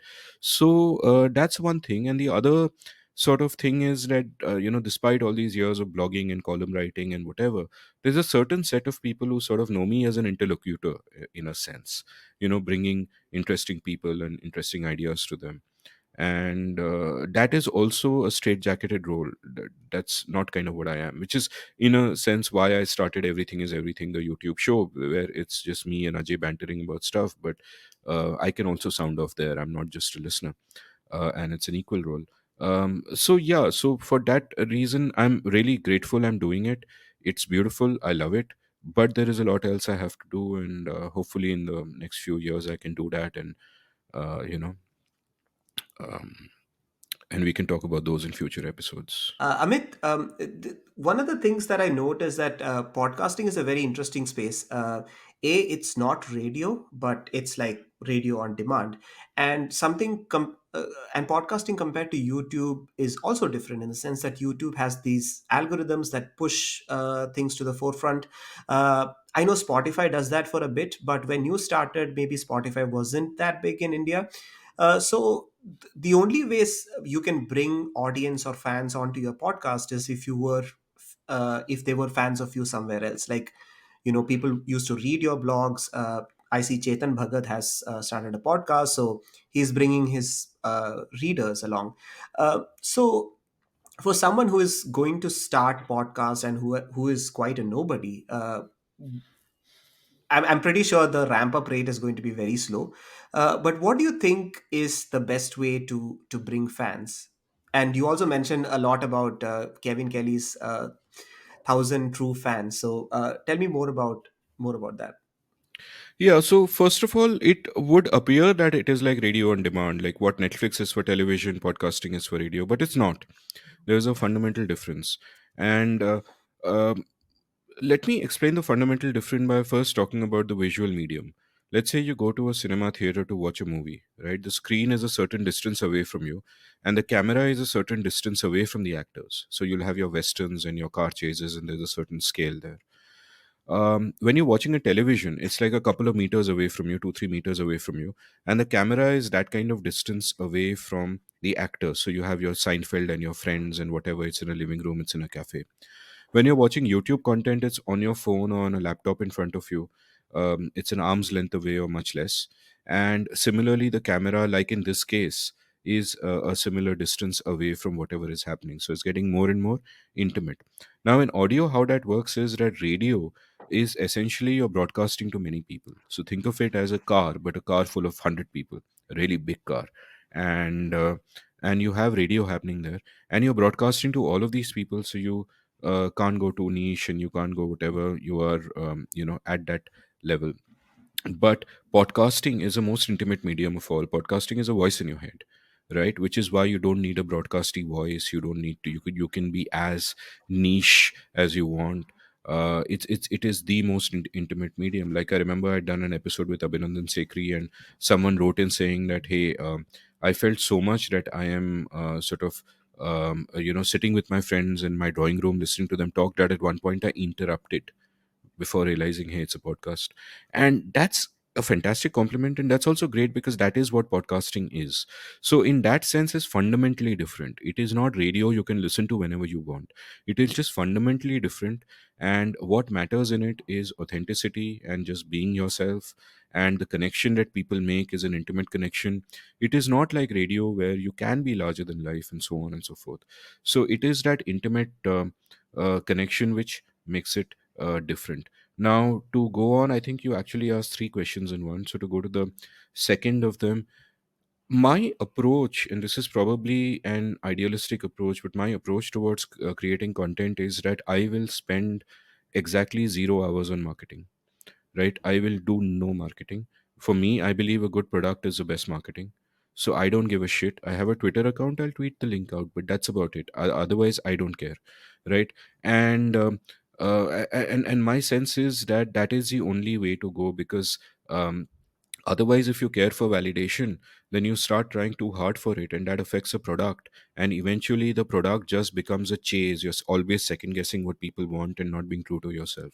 So I said, fuck all that. I'll do what I want to do. If people want to listen, they listen. And my attitude anyway was that I'm making for the long term. 30 saal baad log sunenge. Now, luckily, it's really worked out, and uh, whatever. And I do take well-meaning feedback, but essentially, if someone comes to me and says, "Why are your shows so long? Make them shorter or break them into chunks." I just tell them, you're not my listener. You're not meant to be my listener. Go and listen to Beer Biceps or whatever. But, not my listener. Because I'm very clear about what I want to do. There are a certain set of people who are with me on this journey, and they will stay with me on this journey. And the other thing that has happened in the entertainment is that, yeah, like you said, you referred to Kevin Kelly's 1,002 fans. You earlier, a creator needed to scale. So if you were a musician, you needed to be on the Billboard charts, and you needed to scale, and and the top 0.5% would make all the money. 99.5% would really make nothing or struggle to get by. Today that's changed. Kevin Kelly's essay circa 2009 2010 postulated that if you have 1,000 true fans who are willing to pay you $100 a year, that's $100,000 a year. That's a healthy living. You can do that. And another writer later, a couple of years ago, said that you can actually have 100 true fans paying $1,000 a year, which is possible. I've seen that. Now, what is happening is, Substack is the best indicator of that. Your standard sort of subscription on Substack is $10 a month or $100 a year, and you have guys who are making millions who were never heard of before, who had no prior audiences. Like there's a great newsletter called Cynicism, I think, by Bill Bishop or something like that, and not someone I had ever heard of before. And he's a China expert. He's writing about a very niche subject, but done incredibly well, and must be earning tons of money because he's got the 1,000 true fans, and many more than that, frankly, many thousands of true fans who are paying for that stuff. So my advice to creators would be that creators tend to make a mistake that is often ascribed to futurists and science fiction writers as well. They tend to overestimate the short term and underestimate the long term. So in the short term, they think कि भाई video viral होगा, ये होगा, वो होगा, I'll be Joe Rogan, I'll be this, Spotify will buy my podcast, etc., etc. None of that shit happens, and it doesn't happen for the reason that in the beginning you suck. Like whenever we start doing anything, we suck. Whenever I, listen to early episodes of The Seen and the Unseen, I'm like, oh man. But the point is, how do you get better? You get better by doing it again and again and again and again. Now, if you're going to depend on validation, you're not going to get the validation because you suck. Only friends and family, and they also will lie about it, will appreciate what you do. So if validation is what matters, you will stop.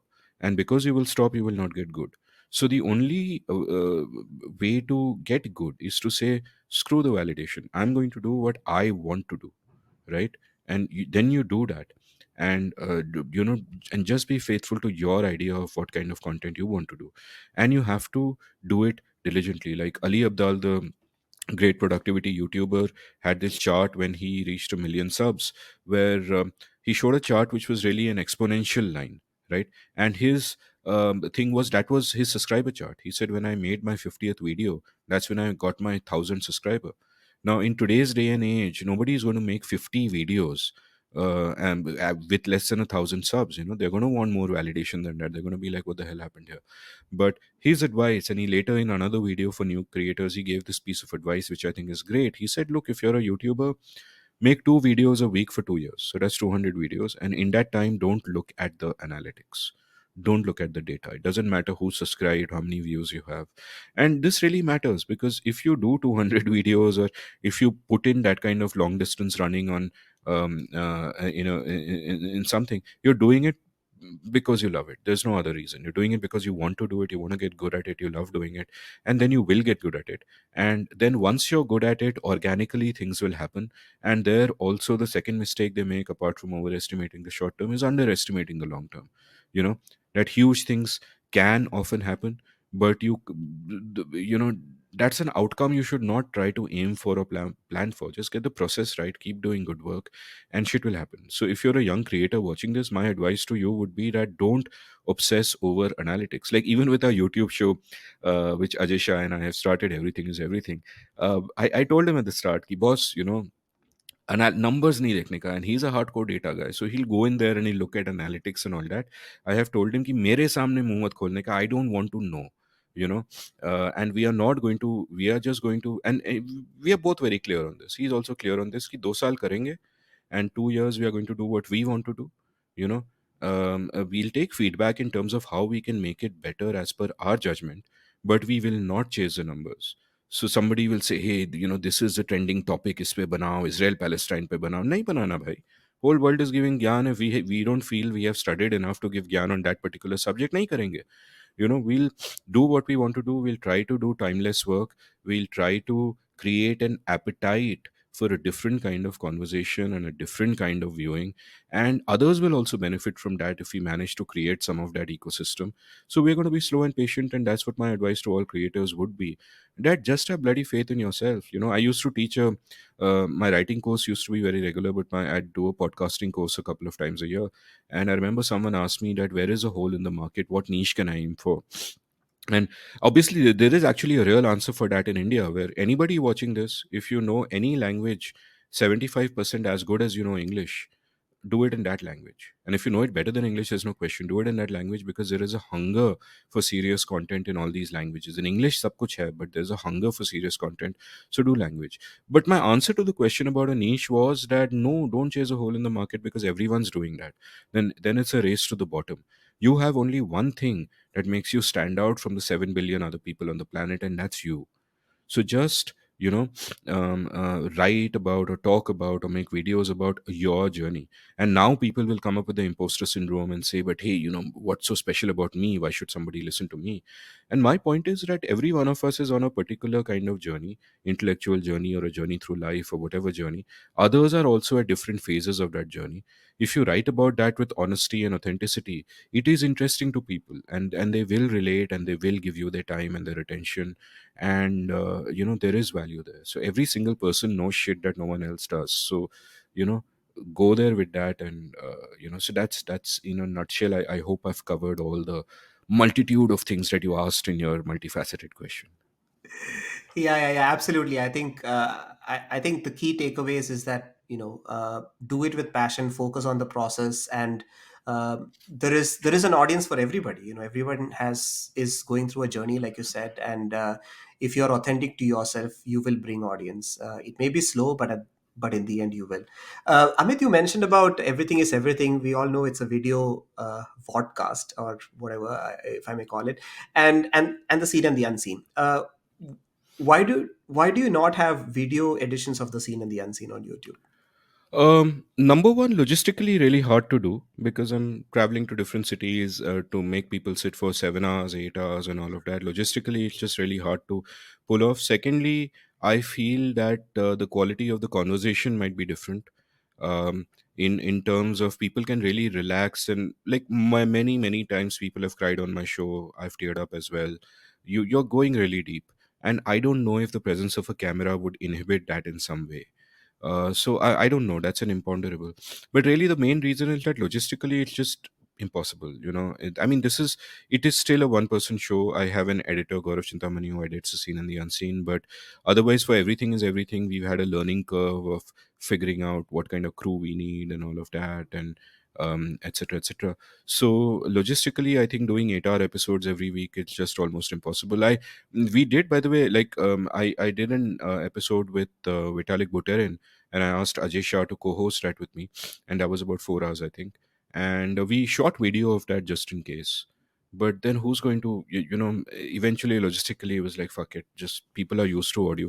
And even with everything is everything, we have tons of people abusing us and saying, why isn't it there on audio? Because we sort of made this choice that let's build our YouTube audience, it'll only be on YouTube. But now, like almost every day somebody's asking कि audio पे भी करो यार, मैं audio में सुनता हूँ, I don't have the time to watch YouTube. So they're very different audiences, and who knows, we may do that someday. But Yeah, yeah. I'm going to plus one on that. I think everything is everything should have an audio version as well. Uh, well, I mean, I'll let Ajay know. I think Ajay said, no, no, only YouTube. We'll build it there. And I keep trying to tell him that, boss, the audiences are completely different. कोई overlap नहीं है. I am the only mad overlapper, but perhaps in the world. But they're like really different. So maybe in future we will. It's easy to do. It's not a big deal. So Yeah, absolutely. You mentioned about Ali Abdal, and I find his videos pretty fascinating, and the meteoric rise that he has had, and he always talks about this point that for the first 100 videos, don't even worry about it. Like one thing may go viral, yeah. and then you will build your audience. One of the things that I wanted to ask was about revenue generation. Like on YouTube, it plays ads and it's gonna give you a cut of whatever the ad agency or the company is paying YouTube.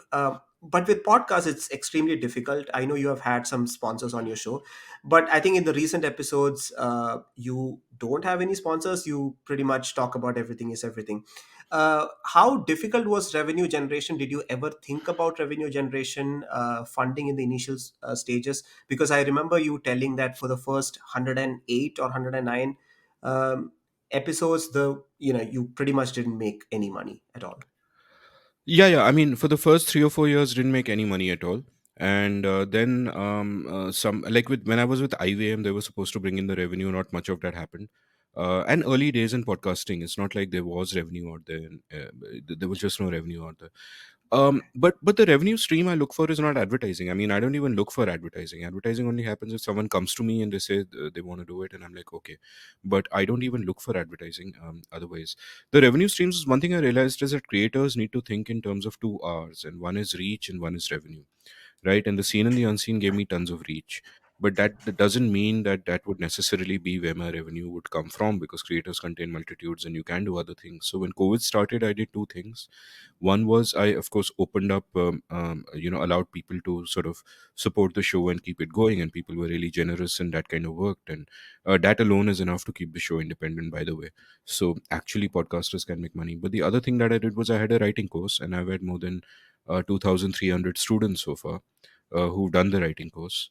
And so that's brought in a fair amount of revenue as well. And initially people did the writing course because I had credibility with them that I'd gained either from seen and the unseen or even earlier from blogging, if people still remember that.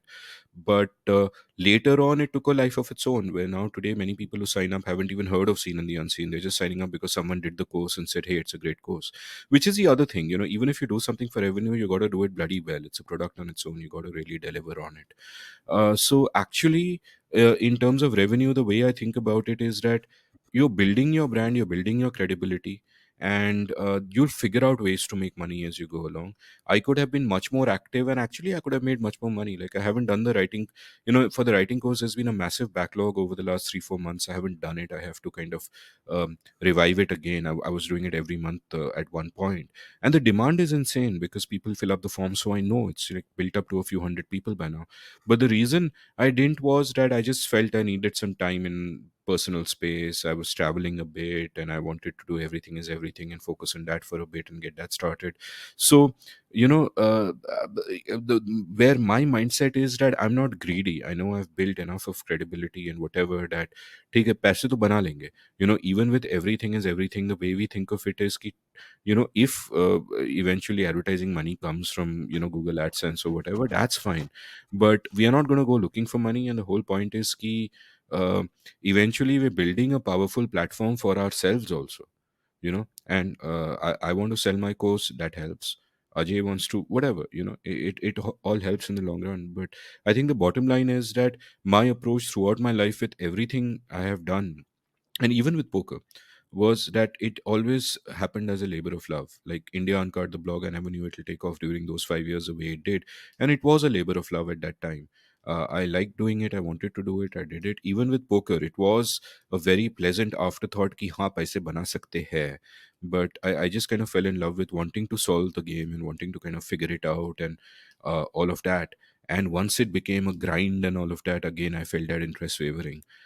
So everything is a labor of love. Like, I was really toying with 5 or 6 different YouTube projects, and one was a solo vlog which I also want to start at some point, and there was other stuff I wanted to do. So I want to learn the medium.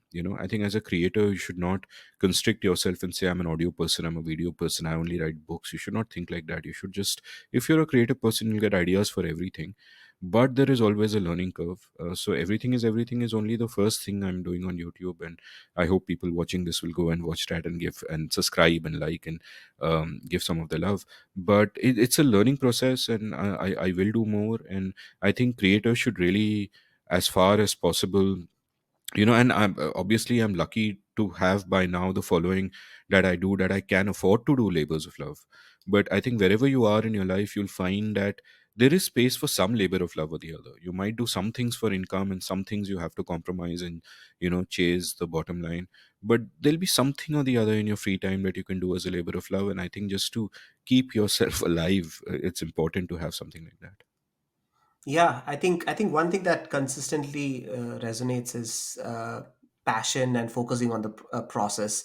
I think these are probably the two things that has made you who you are.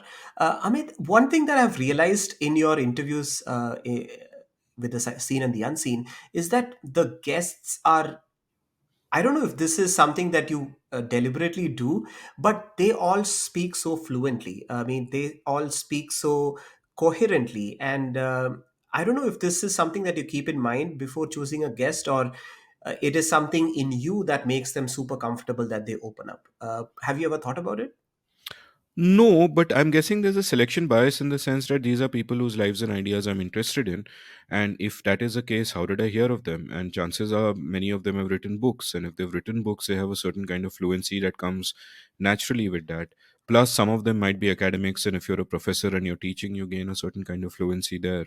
Um, so, in general, I mean, it's not something I select for. I select for interesting ideas, interesting lives. That's what I select for. I don't really care about how you talk, what your accent is like. Doesn't matter to me. English also doesn't matter. If someone's really interesting, I'll adjust. But I think what but it's probably a selection bias, but it's really not something I even consciously think about. But also, I guess when people get comfortable, they just talk. Yeah, it's if you're not self conscious, I mean, that is one thing that I can do is that make people comfortable and make them chill and not make them self conscious. And it's, I think, because they also sense that I am also completely opening myself up, being vulnerable, and it's you use the term interview, but I'd say it's more of a conversation where I will also kind of participate and not worry about what I might reveal or uh, whether something I say might make me tear up.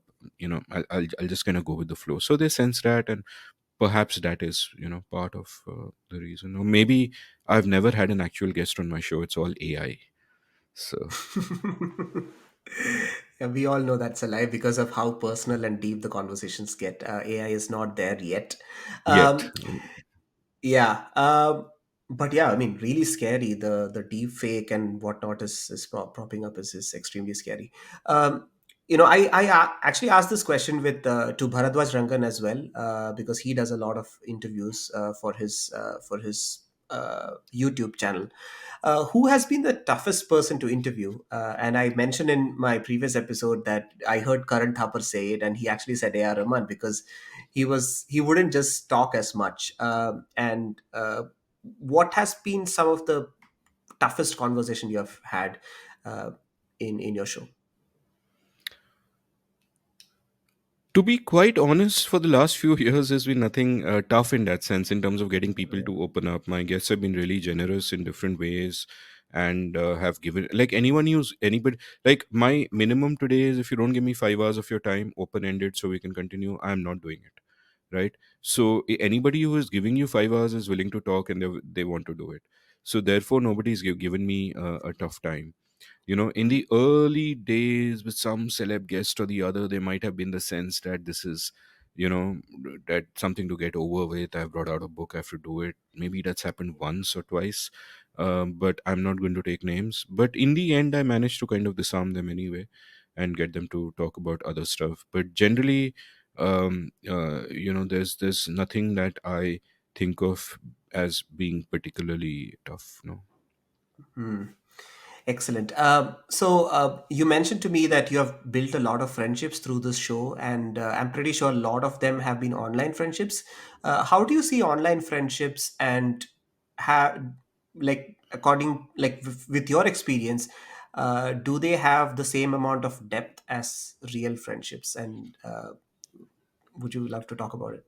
Yeah, I mean, I think I've made a lot of friends online, not necessarily through the show, but over the last 20 something years, meeting people online. A bunch of them in the early blogging days. So Chandrahas Chaudhary, Jay Arjun Singh, guys like that who I met because we were all bloggers.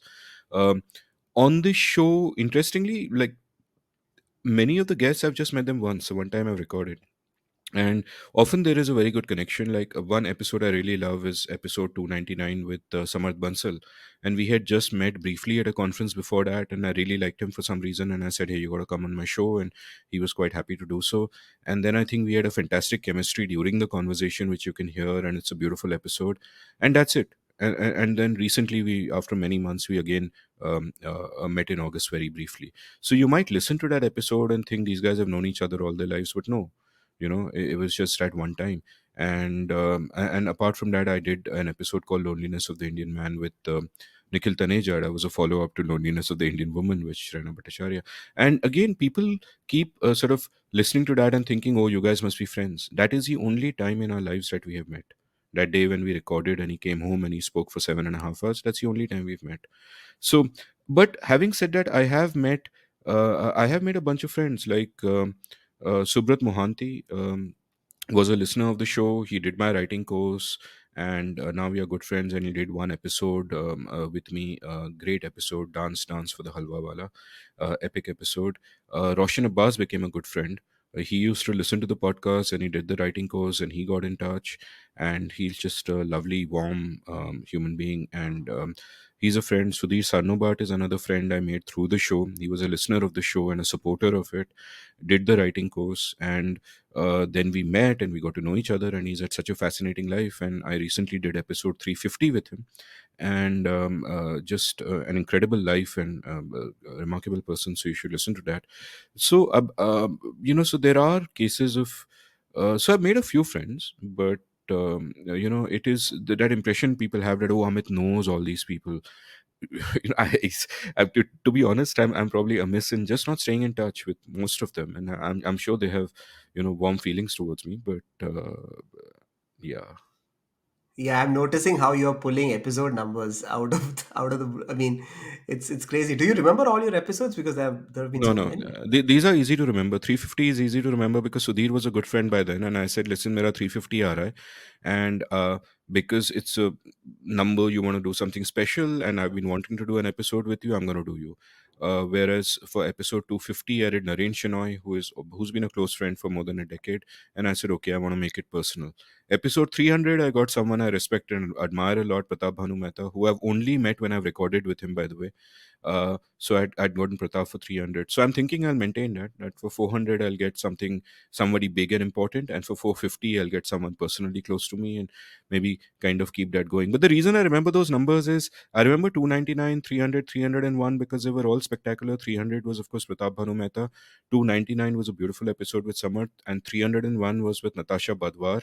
And I remember that because I just thought at the time I did it that this is a pinnacle. This is like the perfect episode. Like when I think of the way an episode is sort of constructed, like like so I'll give you a peek into how I think about constructing my oral history episodes, as it were. I think of them as having three simultaneous scaffoldings. And scaffolding number one is the work of the person. So the books they have written or the columns they have written and so on. And that's scaffolding number one. Scaffolding number two is their personal journey. The life that they have lived, and that's the second scaffolding. And the third one is ideas or themes that keep coming up and that I want to discuss. And in my mind, these three scaffoldings have to intersect and they have to flow into each other, and you can't have too much of one and not enough of the other. Like one of my most popular episodes, and I think it must be in the top 10, is one with Nilanjana Roy, which was some 5 hours 46 minutes. But there, I think I made a mistake of craft, that too much of it was ideas and not enough was either her work or her personal journey, where her personal journey almost ends in the early 2000s. We don't talk enough about journalism and whatever. So great episode nevertheless, but in my mind I was thinking ki, and actually the only way to fix it would be to have made it a 9-hour episode, which we should have. I will speak to Nilanjana about this and we can put it right. uh, Whereas with Natasha Badwar, I find that it was perfect, and part of the reason it was perfect was also that she was so great, because she was just so forthcoming and just putting herself out there, which actually everybody is. So it's not just her, but that's why I remember those particular numbers. But otherwise I completely forget, completely. Like when I recorded with Pratap, I had to listen to my earlier episode with him to see ki pehle kya baat kiya hai, because I don't want to repeat that. Similar with JP Narayan and Paramita Vora, when I recorded with them recently, I had to listen to their earlier episodes.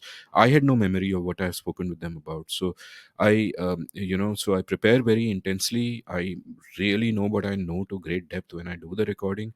Within a week, I've forgotten everything.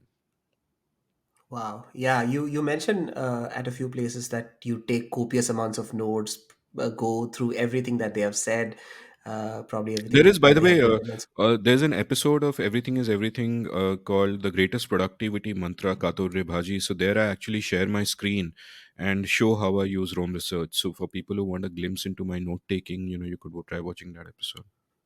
Yeah, yeah. I actually watched that, and I'm doing some of that as we speak.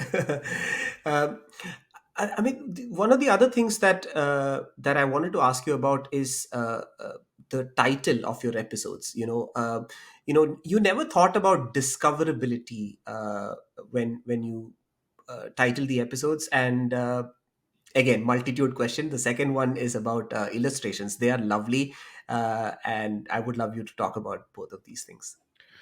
Yeah, so as far as the titles is concerned, yeah, I just want good titles that I like. I don't give a shit about discoverability. What is that? Discoverability, SEO, algorithm, ये सब बाहर में जाए. I'll put what title I like. This is for posterity. This is forever. So that's what I do. I think in my very early episodes, I would give really simple titles, which was just what it is about. So if it was like, I think there's an episode titled Rent Control because it was about rent control, which is like a stupid title, but uh, over time I and this thing for my illustration, my illustrations are done by a pseudonymous person called Simahina for the last few months. Absolutely brilliant genius, but wants to be anonymous, so I can say no more. Amit, we spoke about radio quite a bit, and you Mhm. clearly mentioned what is the difference between radio and podcasting. And radio has a lot of regulations. There is a lot of licensing fees and things you can speak in the radio, things you can't do with the radio. And one of the things is politics, right? I don't think you can speak politics in the radio, and podcasting allows you to do that. And with the level of regulations, I know movies, we have the censor board and all of that. There is an increase in demand for regulations. Do you ever expect that podcasting in India will be regulated, and are you ever do you ever have that in the back of your head? I mean, I sometimes used to joke that if they had licensing for podcasting, मुझे तो मिलता ही नहीं. You know, one, because of course I'm a maverick who is always against whichever government happens to be in power at the time, and two, because although the show evolved into the form it did, which person would give a license to some madman wanting to do 5 hour conversations? Um, but I think it's something to worry about. I mean, one of my recent guests, Apar Gupta, who's been fighting this battle for the Internet Freedom Foundation and so on, he had a recent tweet about there's some document that is up now for consultation at the time that we are recording, which aims to do a lot of regulation for any online content in India, so including I'm presuming including podcasts. So I hope not, because then may a thousand flowers bloom is the philosophy that really leads to a vibrant culture and a vibrant society. You want everybody to try whatever they're trying and not have to worry about it. You know, if they are going to censor YouTube content and podcasts that are coming out of India, then then it's a problem. But we'll have to cross that bridge when we come to it. Uh, and just keep doing what we do until then. Hmm.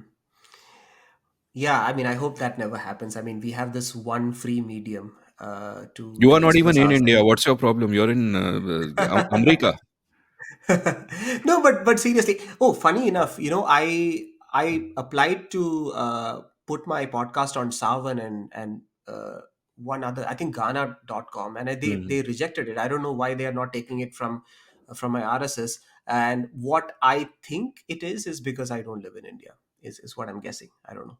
That's really bizarre, and that's really stupid on their part. But who listens to podcasts on those apps? Like I think Seen Unseen is also on those apps, but they're not even a blip on my where people are listening. So it's okay. Don't worry about it.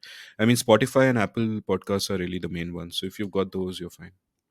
Yeah, yeah, yeah, absolutely. Oh, that's encouraging because I thought, Geo and Savan are pretty big apps when it comes to music.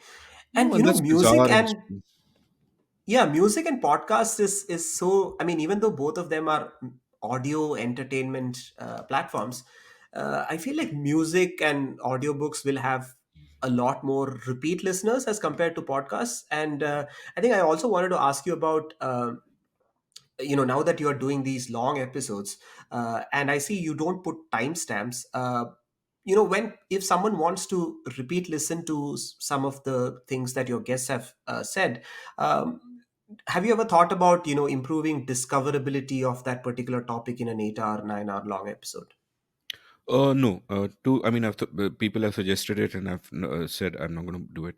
A couple of reasons. Reason number one is that people have said break it up into chapters, and I actually have a post about why my episodes are so long, and that includes an argument on why I'll never break it up. Because the moment I decide I'm going to break it up, say into half an hour chunks, or even have chapters at half an hour chunks, and immediately my brain will start functioning during the conversation and start trying to structure it during the conversation, and I don't want that to happen. I just want it to be free flowing and not think about any kind of structure at all. Obviously the only thing that I have to think about is the end, because at some point the guest is going to has to get up and go and etc. But otherwise I don't want those considerations in my head. And the second reason really is I don't have the time to do it. And it's like I decided very early on that 100% of my effort is going to go into just creating each episode, and once it's created it's out there, and then let people do whatever they want. People are welcome to um, sort of make their own timestamps, or whatever. I mean, it's just something I'm not at the time to do, and I don't see why it would. But like I feel that that's another additional thing for me to think about, and I am better served just focusing on getting the conversation right, because that's not particularly easy as it is. Mm. Yeah, I think one of the challenges that I faced when I wanted to share a particular piece of the episode with someone was, I mean, I could go on my own and then share the timestamp by Hmm. myself, or I could tell them what timestamps to listen to. So that was a challenge that I faced. So I thought I'll ask you why that is. But Yeah, yeah. I understand that, but I see my conversations as it's like a river. It's starting at one place, is going to another place. The whole of the river is important. To kind of try and capture a little bit of it is you're forgetting what came before and what came after. I just feel that that is, maybe I'm rationalizing because I'm too lazy to actually sit down and do that. But I just feel that there is a value in seeing the conversation as a whole. Another person at one point said ki yaar transcript hona chahiye and all of that. And the point is, people can just automate their own transcripts now. There's enough AI doing that. It won't be great. And Yeah. I am getting a set of books out, so you'll be able to read some of them in book form. But the point with that also is that these podcasts, I don't see them as information exchange. If you're going to view them in a very cold instrumental way कि बंदा information दे रहा है, हम information लेंगे, then yeah, whatever, you can have a format, you can break it up into nuggets.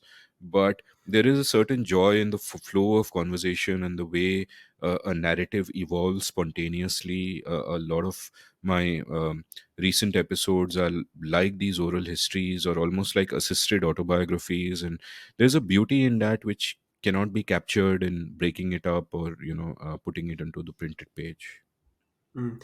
That makes total sense. And I think, speaking from however little I know of podcasting, because I just started this 3 months ago, is that it's hard to name chapters because sometimes a block of content has multi. I mean, it goes all everywhere, right? I mean, it goes to X and Y and whatnot. So it's hard to label it as one particular chapter No, I and mean, really like. I am the world's best namer. I would be able to come up with incredible chapter titles or best chapter titles. But the point is, like you correctly alluded to, that you are then reducing it to that. And you are saying this is what this section is about. And there could be other things in the section. You know, the person could just say something and remember something, and there could be a pregnant pause at that moment when they remember something and then they move on and they never actually speak about it. But if you're a careful listener, you'll notice it, and that'll be the takeaway from you. But if I prime you in another way and say that hey, this is about this, then you only focus on that and you forget all the other stuff that is happening, and I don't want that to happen. Like, there's this famous cognitive psychology experiment where a group of students were asked to watch a basketball game intently and count how many times a basketball bounced, right?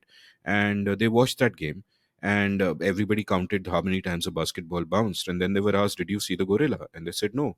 And then what happened in the video was, there was a gorilla walking in and out of the frame, or a guy dressed in a gorilla suit walking in and out of the frame constantly.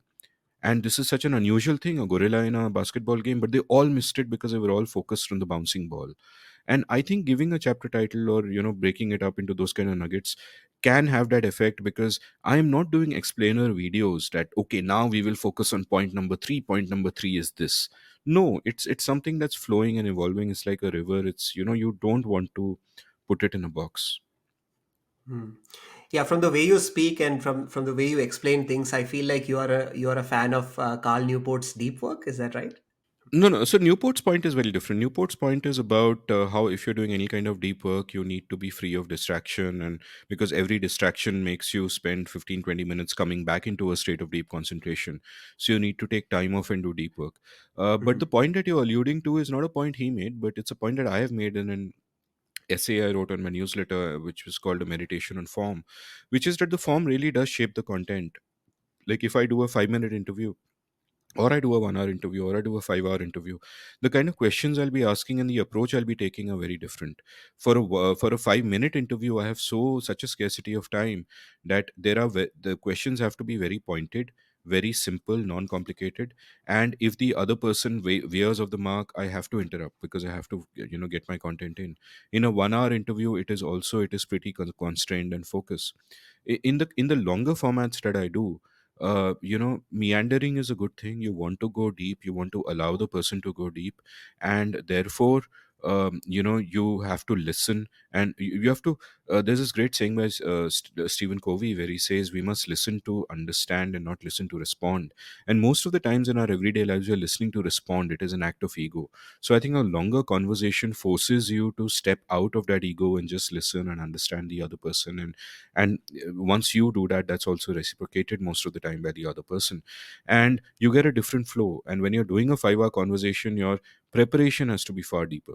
For a 5-minute interview, if you've written a book, I don't need to read the book. For a 1 hour interview, possibly need to read the book. For a 5 hour interview, I need to read every book you have ever written, and perhaps every book on the particular subject as well. So the form shapes a content, and the content shapes a person. And so that is something that I think about profoundly, and is true in many more domains. And at some point, I might write something at much greater length about that. Yeah, I think long form content is. I mean, I feel like a lot of people complain about the fact that people have short attention spans, but what I have realized is they don't have short attention spans all the time. Sometimes they do crave for long form content, and they do have that amount of time to actually listen to you. And So. also a point I should make is, I'm not making a value judgment. I'm not dissing a 5-minute podcast either. They all have their own place. They're fulfilling a particular function. So if you're a creator, you have to be clear about what function you are performing. Like, one of the people who did my podcasting course right after he did my writing course is an author who's written a bunch of books and so on. And he did my podcasting course because he said, I'll probably start a podcast. And I said, okay, what are you trying to do? And he sat with me and he spoke about what he was trying to do. And I said, you know what? You're choosing the wrong form. You need to do YouTube videos instead. And he started a sort of YouTube channel. Unguessable if listeners are going to try and figure it out. Not someone I've mentioned so far. But, and he tried that. So I think it's important to have clarity on what are you trying to do and what is a form that most suits that. And perhaps an even deeper question is, what kind of person do you want to be? And then that will drive what kind of form you choose, because that will lead to that kind of work. So I think all of these matter, and I'm just sort of coming to terms with it gradually myself over a period of time. Yeah, that's very interesting. One of the things, and probably one of the last things that I wanted to touch base with you on is feedback. We all get a lot of feedback, and I'm pretty sure a lot of your feedback has been overwhelmingly positive. Um, how do you deal with criticism and negative feedback, and do you really look into constructive criticism and make a note of it and improve it on your next episode? Yeah, different levels of looking at it. One is that social media, the discourse is a particular way, it's very polarized. So, my policy there is, I don't really, if you disagree, you disagree. I don't care about that. But any rudeness, I will block you.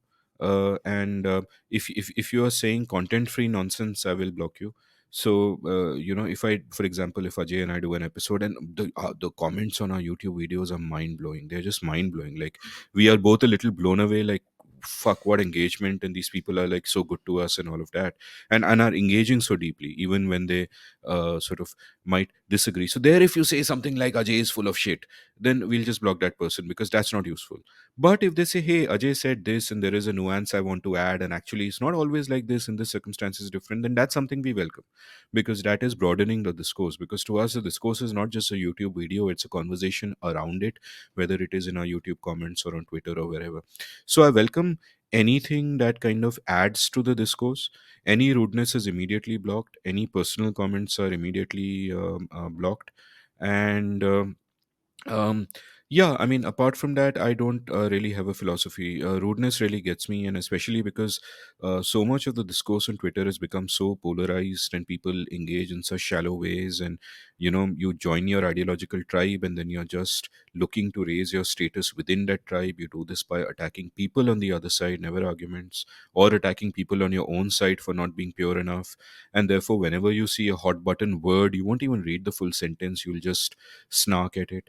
So that kind of discourse is to be avoided. But what I have found, like, Shruti Rajgopalan has been a guest many times on the Scene and the Unseen. She's been on the show 18 times, and she keeps telling me every time we speak that your listeners are so different. They are so fucking different, because even when they come up to her somewhere to say, hey, we disagreed, they will be so polite and so substantive. And I'm very proud of doing that. And in a case, the long form and audio is a sort of a filter. The serious people stay in, the random shallow fools go out. So maybe I shouldn't. I'm not implying that anyone who doesn't listen is a random shallow fool, but I'm saying that it's a filter in that sense, that all Twitter trolls are not really going to listen to 5 hour audio podcasts, and that's kind of useful. But otherwise, in other kinds of criticism, if someone comes to me with feedback that your show is too long, or they refer to something that is a fundamental part of the show, then I will just, like, do my namaste and say that this is not for you, please listen to something else, because there are certain values that I have and I'm not going to compromise on that. Or if somebody will come and say that, hey, you need to, and I get a criticism from people on the right that you don't get enough people on the right, and from people on the left that you don't get enough people on the left, so there's no getting away from that. But if somebody recommends that, hey, why don't you get so and so toxic person from either the far left or the far right, and I'll be like, no, because, so I welcome feedback, but if it's something that goes against fundamentally what I've laid out as the scaffolding of my show, the intellectual and moral scaffolding, then I don't really care about it. People can listen to other things, but otherwise, people have often given very useful feedback, and I have taken it into account. One major memorable change was Krish Ashok once. Responded during my early episodes. I used to do these dream sequences in my early episodes, cringeworthy stuff, where I would say something like, I had a dream that, and then I would just have some fun. And my logic for that is key is going to be many, many minutes of boredom on a serious subject. Let me start with some fun. And then Krish Ashok gave feedback that, what the fuck are you doing? This is not working for you at all. It's not you. So I stopped doing that. So I'll listen to constructive feedback, anything that helps me make the product. I have no ego about it. Anything that helps me make the product, make my work better, I will do that, but it has to be within the framework that I have set out, which is an ethical framework, which is a vision of what I want it to be. So within that, I'm willing to listen. But outside of that, if you say, ki, no, give us 1 hour nuggets, and I'm like, fuck off, listen to something else. Yeah, Krish Ashok has been on the show thrice, and it's it's actually fascinating how he is such a first principles guy, and I think you also mentioned how you are as well. And one of the interesting things that I note about your show is that you disagree with the guests. You have constructive arguments in your show, and I listen to a lot of podcasts, and I do listen to Beer Biceps. And one of the things that I have noted over the years is that there have been a lot of extreme right wing guests, talking about tantra and whatnot. And now I see there is a conscious effort to bring the other side as well. you know uh, and I have heard that you are a rationalist, you are a free thinker. Have you made any conscious effort, or have you ever thought about making a conscious effort to bring an extreme right wing person, or is it just no, they are just not my cup of tea? So, like, first of all, about Bear Biceps, I think I kind of jokingly referred to him earlier in the show. I should say that my view of Bear Biceps is that he's an enthusiastic kid who's trying his best. He's curious, he's trying his best, he approaches things in good faith. Now, the thing is that the nature of the show is that he doesn't really have deep knowledge of any of the things that he's talking about, which is why he's got the guest on. So, he can often not really push back, also. Right, Right, right, he right. doesn't, his worldview, maybe after 20 years it'll be much better formed and all of that. So I'd cut him some slack. He's trying his best, and I think people who think that he's not doing a good enough job, it's incumbent on them to go and do it better. Why complain about the poor guy? He's trying the best that he can. But that said, I think he's not discerning enough in terms of the kind of guests that he brings. I mean, these tantra people and all of that, obviously I would not get them. I once turned down early sponsorship on the show because it was an Ayurvedic brand, and I said no, no way. Because I have certain principles. I would never advocate something that I would never use myself and never allow anyone close to me to use, because it'll just dangerous quackery. Right, that's a bottom line.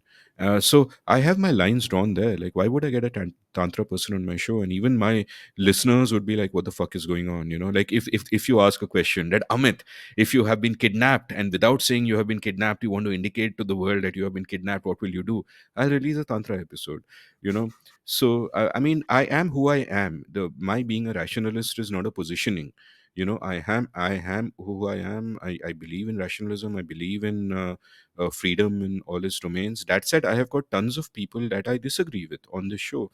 I've had a fantastic episode with Kavita Krishnan, who's a communist, and you would think, hey, you're a free market guy, why you? But the point is, um, she might disagree with me on many things, but she will always argue in good faith. She is intellectually honest, and in many other domains we agree. And she's done stellar work, in many other domains.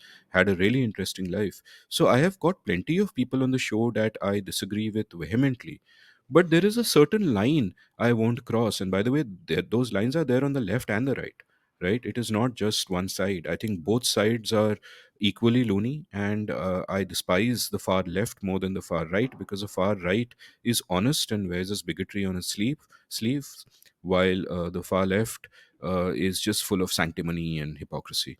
But that is the far left and the far right. People from the right and the left have been on my show. I've engaged with them. As long as you're willing to engage respectfully, in good faith, I'm quite happy to do so. And I'm really glad you noticed that I disagree with people, because people often keep telling me, Amit, you only invite people you agree with. Oh. And I'm like, what are you talking about? Because it is true that there will be no shouting matches, because it's not Twitter, because we are polite and respectful. But I disagree on every single episode on something or the other. So, Yeah, I have noted that, and I think this is how discussion and disagreement needs to be made, and not like the news channels. And I particularly noted that the level of civility you have and the guest has when you disagree, and yeah, yeah. thank you. Yeah, thanks. Uh, so we are almost at the end of the episode, and before we close, I wanted to ask you about your future plans and how would you like the seen and the unseen to be remembered. The scene and the unseen isn't over, so I don't want to talk about how I would like it to be remembered. I don't know, man. I don't think of things like legacy. We are mortal, we are going to die, and that's it. And the world is also going to end one day. So, you know, so I don't care about things like legacy and all of that. But at the same time, see myself playing a long game. And I think the seen and the unseen is I think making I mean, I think it's important. It's creating content that you can listen to many years later. It's a repository of ideas of people's lives. I think it has a certain value, and I'm just going to continue doing that for as long as I can, though it is obviously very tiring and very taxing sometimes. And but I'm just going to keep doing it. But my immediate plan is really that, I started off by saying when I was a kid I wanted to write. That's pretty much all I wanted to do all my life, is write. And I haven't, my great lament and regret is I should have written 10, 15 books by now. Just have written, one shady book. So I want to kind of put that particular thing to rest and write books. So, if you're listening to this 3 years from now, if I don't have 3 or 4 books out by then, um, you can assume that I'm absolutely deeply depressed and devastated. But yeah, so that's kind of, and it really it boils down to doing deep work, about having discipline, about having the force of will to just sit down and get the writing done. And and I feel that I'm at a phase in my life where, both in terms of nonfiction and fiction, I can do good work. I don't have that self doubt anymore. If I just sit down and work at it, I can do it. It's just a question of somehow managing to do it. Mm. Bit of a sidetrack, but you mentioned about how recording can be tedious and tiring. I was looking at one of your tweets, and you said you made a trip to Bangalore and you did like 7 episodes in like 9 days. All of these conversations are very intense, 4 hours, 5 hours. How do you keep up with that? Day after day, recording episodes for so long might be, I mean, is taxing for sure. But how do you do it? Yeah, my worst was Delhi. I did last August 2022. I did 12 episodes in 12 days, and many of them were really long ones. And I remember, and most of them were starting at 2 in the afternoon. But one was in the morning, and that was a mistake. So I remember episode 10 was with Natasha Badwar, and I'm talking about the order of recording, not the orders they came out in. And the 10th day was with Natasha Badwar. We started at 2 in the afternoon and ended at maybe 10 at night, and it was a really long episode, though. I mean, there were breaks and all of that. And my next guest wanted to start the next morning at 10, and which was Suyash Rai, and he wanted to meet me for breakfast at 9 before that, at the hotel where I was staying. So I got 2 3 hours of sleep, woke up at about 3 4 o'clock, read everything he's ever written. Thankfully, he's not written any books. And then met him for breakfast at 9 and started recording at 10, and that went on till 7 in the evening.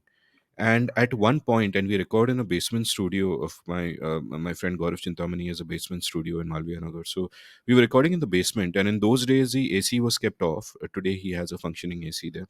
The AC was kept off, and at one point, perhaps around the fourth or the fifth hour, um, Suyash is he's a very cute guy, nice chubby face, and his nice chubby round face just melted. It just melted like a Dali painting, like melting flesh.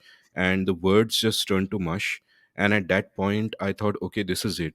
Best way to die, recording a podcast. What better way? I'm definitely getting a stroke. And I look at the side, and in the recording booth, I think there was our good friend Amartya Ghosh, who runs the recording studio when Gaurav is away. And Amartya is a very thin and skinny guy, and this was a basement. And I was thinking, fuck, how are these two guys going to get my body up the stairs? So that was kind of my thought. And then for a while I just kind of sat there, and I managed to finish the recording somehow. It kind of became better, and so Yash's face became whole again, and I managed to finish the recording. But I had no memory of it afterwards, and how it typically functioned. And the next day I had another recording with Chandrabhan Prasad ji, which went great. And how it typically works is that I do each episode, then I forget about it till Gaurav sends me the edit, and then I have to listen to it once to make the show notes and just see if everything is in place. And so I had no memory of it. And then Gaurav sends me the edit a few weeks later when it's due to come out, and I listen to it thinking I must have made no sense. And it is brilliant. I am so good in it. Like every question of mine is just so perfect. I'm like, who is this guy? How is he thinking like this? I remember being in the body at that time, and I had no sense of what the fuck is happening, but every question is so lucid and cogent. And matlab, but then I decided I'm never doing 12 and 12 again. But I think one way of doing it is that spacing them out in a way that there will be some episodes where the person has written 2 3 books, and there's a lot of body of work you have to get through. So you don't want 2 or 3 of those in a row, right? And there will be some people who have just lived an interesting life, and you can kind of go through their columns and stuff, and it's not a big deal going over all of their work. And so I'll intersperse them, so there'll be the interesting life people will be in between, so they won't require that much crazy prep. The other thing that I'm good at doing, my superpower, and it comes with the flip side, is I can sort of absorb tons of information really fast. So, like, when I was flying to Delhi that afternoon, I had to record with Priya Matthews and Kunjan Grover Gupta on their show about motherhood. And they had 6 episodes of the show up. Then I first listened to them at 3.5 speed on the plane, taking notes on my phone.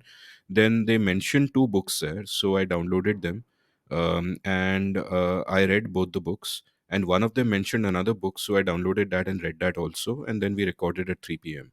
Right. So this is something I can do, thankfully, because reading habit and everything to kind of go back to the start of my life. But the flip side of it is that within 3 days I forgot everything. Forgot the books, forgot everything. It's just that in that intense moment, and the reading was deep. It's not skimming, it's not just taking points and keywords. It's deep reading. I know those books inside out at the time of researching, but then I've completely forgotten it. So it's kind of something that I can do. And my final sort of tip is, like I was, mentioning a little earlier, I also take modafinil, which is this great drug which helps you think with great clarity. Modafinil is, the next generation to Adderall, and modafinil is often prescribed for sleep apnea, which I do have, so I can take it in a legit way as well. Uh, and modafinil is available in India, I think, as Model 100. It's on a schedule, so whatever, you figure out how you want to get it. But it's fantastic because it is like I think of coffee as a really blunt tool. Like, sure, coffee will make you a little more wakeful for a while, but it'll affect your body, you'll have a crash, all of that shit. Modafinil just keeps you thinking with great clarity and sharpness, even when you're physically completely falling apart.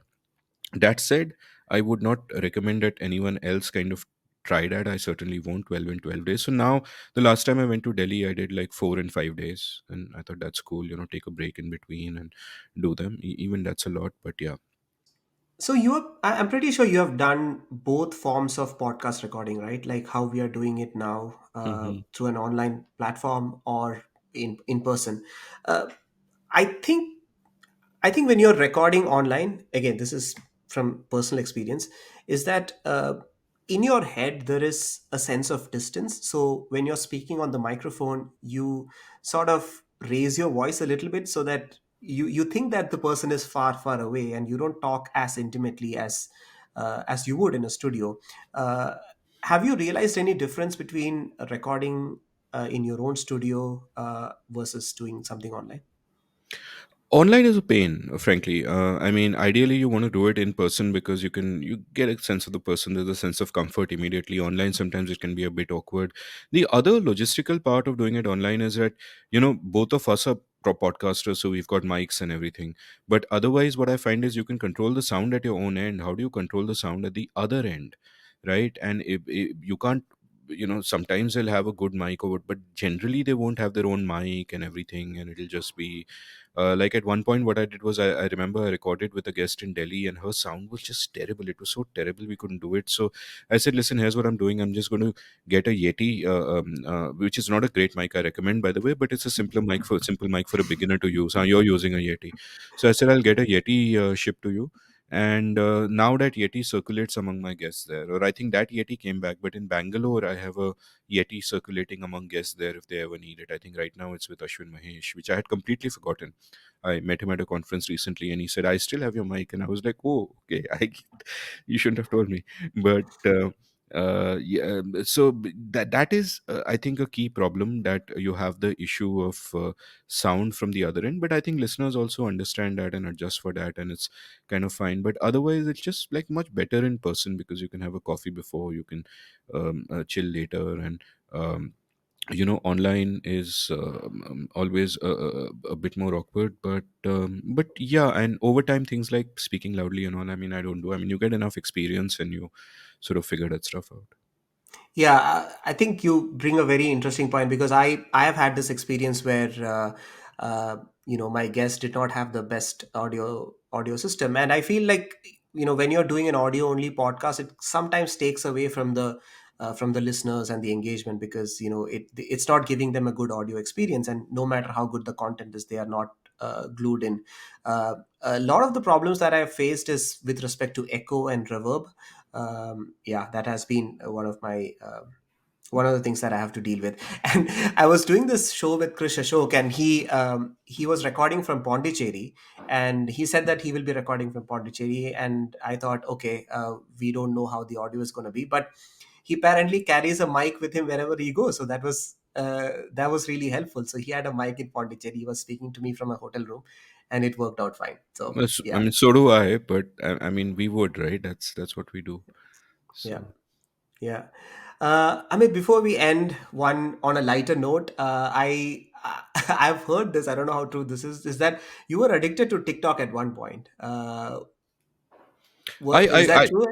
No, no, I was deeply into TikTok. In fact, when I started my writing course, at that time, I also for a month taught a course called TikTok and Indian Society, because I had downloaded hundreds of videos across different themes, and I wanted to talk about how Indian society was changing through TikTok.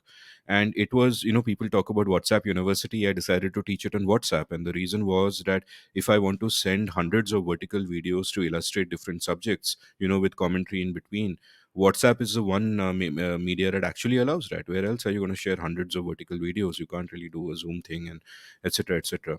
Whereas on WhatsApp, people can just scroll through it at leisure, watch each video at a time, read the commentary where there's commentary and all that.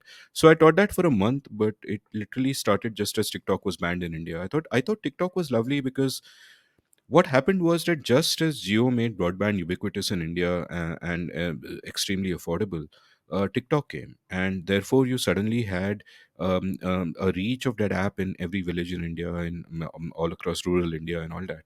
And the result of that was that so far what has happened is that culture and entertainment in India has come from ivory towers. You'll have people in Bombay doing Bollywood, people in Chennai doing Tollywood, etc., etc.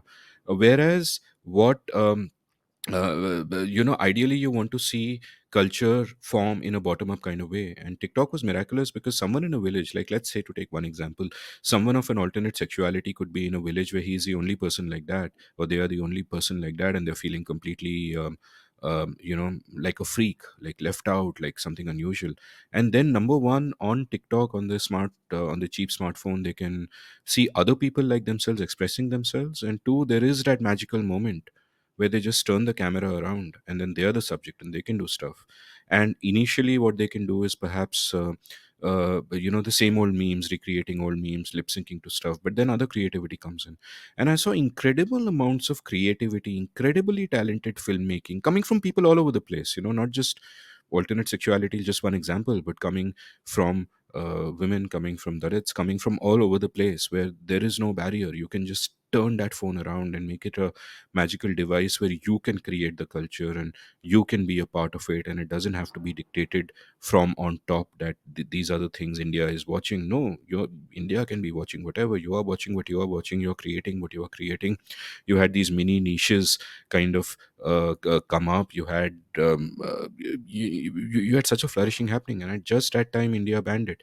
And I don't believe that any of the replacements which over a period of time reels got traction, etc., etc., but I don't believe that that same magic has been captured. At least I haven't seen. So there was something magical happening there, and it wasn't just, your first phase of a creative journey is you're doing the memes, you're doing the lip sync, you're doing the dance. Your second phase is you're doing something radically new. Sometimes you might be surprising yourself by doing something you've never seen before or imagined, and there was stuff like that happening. So it's a great tragedy. I have no idea how TikTok has fared elsewhere in the world in terms of cultural wellsprings, because India is such a unique case in terms of A, the incredible amount of diversity across every single margin, and B, the fact that it could suddenly blossom because of a combination of ubiquitous broadband and an app coming our way. So that is sort of my little rant on it. I know many people will say that, oh, it's reasonable, national security, this and that. Look, basically what happened is China did something to us. We had no way of responding, and our prime minister made a macho gesture and said, "We will fight them, ban TikTok," which is just, it's Yeah, it was just just quite a knee-jerk reaction. I think TikTok is doing great in the US, and I had uh, uh, Ricky Pond, who is really famous on TikTok and Instagram, who does dance reels on the show, and he said that he was pretty active on TikTok, and then people from India started to complain that, hey, it's banned here, so you need to move to another platform. So then he moved to Instagram, and now he is viral everywhere. 1 million on TikTok and 800K or something on Instagram. Well, Amit, I feel like I did an Amit Varma today. I remember saying before we end this podcast, I think 2 to 3 times, but I think uh, we need to uh, we need to end this podcast. But it was such a pleasure talking to you. I don't know what I have done to have you on this show, but you said yes the moment I said hello. So thank you so much. Extremely grateful, and I think this is one of the biggest honors of my life. you had me at hello. No, no, I love what you're doing, and just keep doing it. And I'll see you at episode 500. You should call me as your guest on episode 500 just for saying this. So no, no, thank you for having me here. You've had many illustrious guests here. If anybody is watching this because of me, please go back and look at the previous episodes. Some outstanding guests, great conversations, and keep doing what you're doing. We'll keep talking. Awesome. Thank you so much, Amit.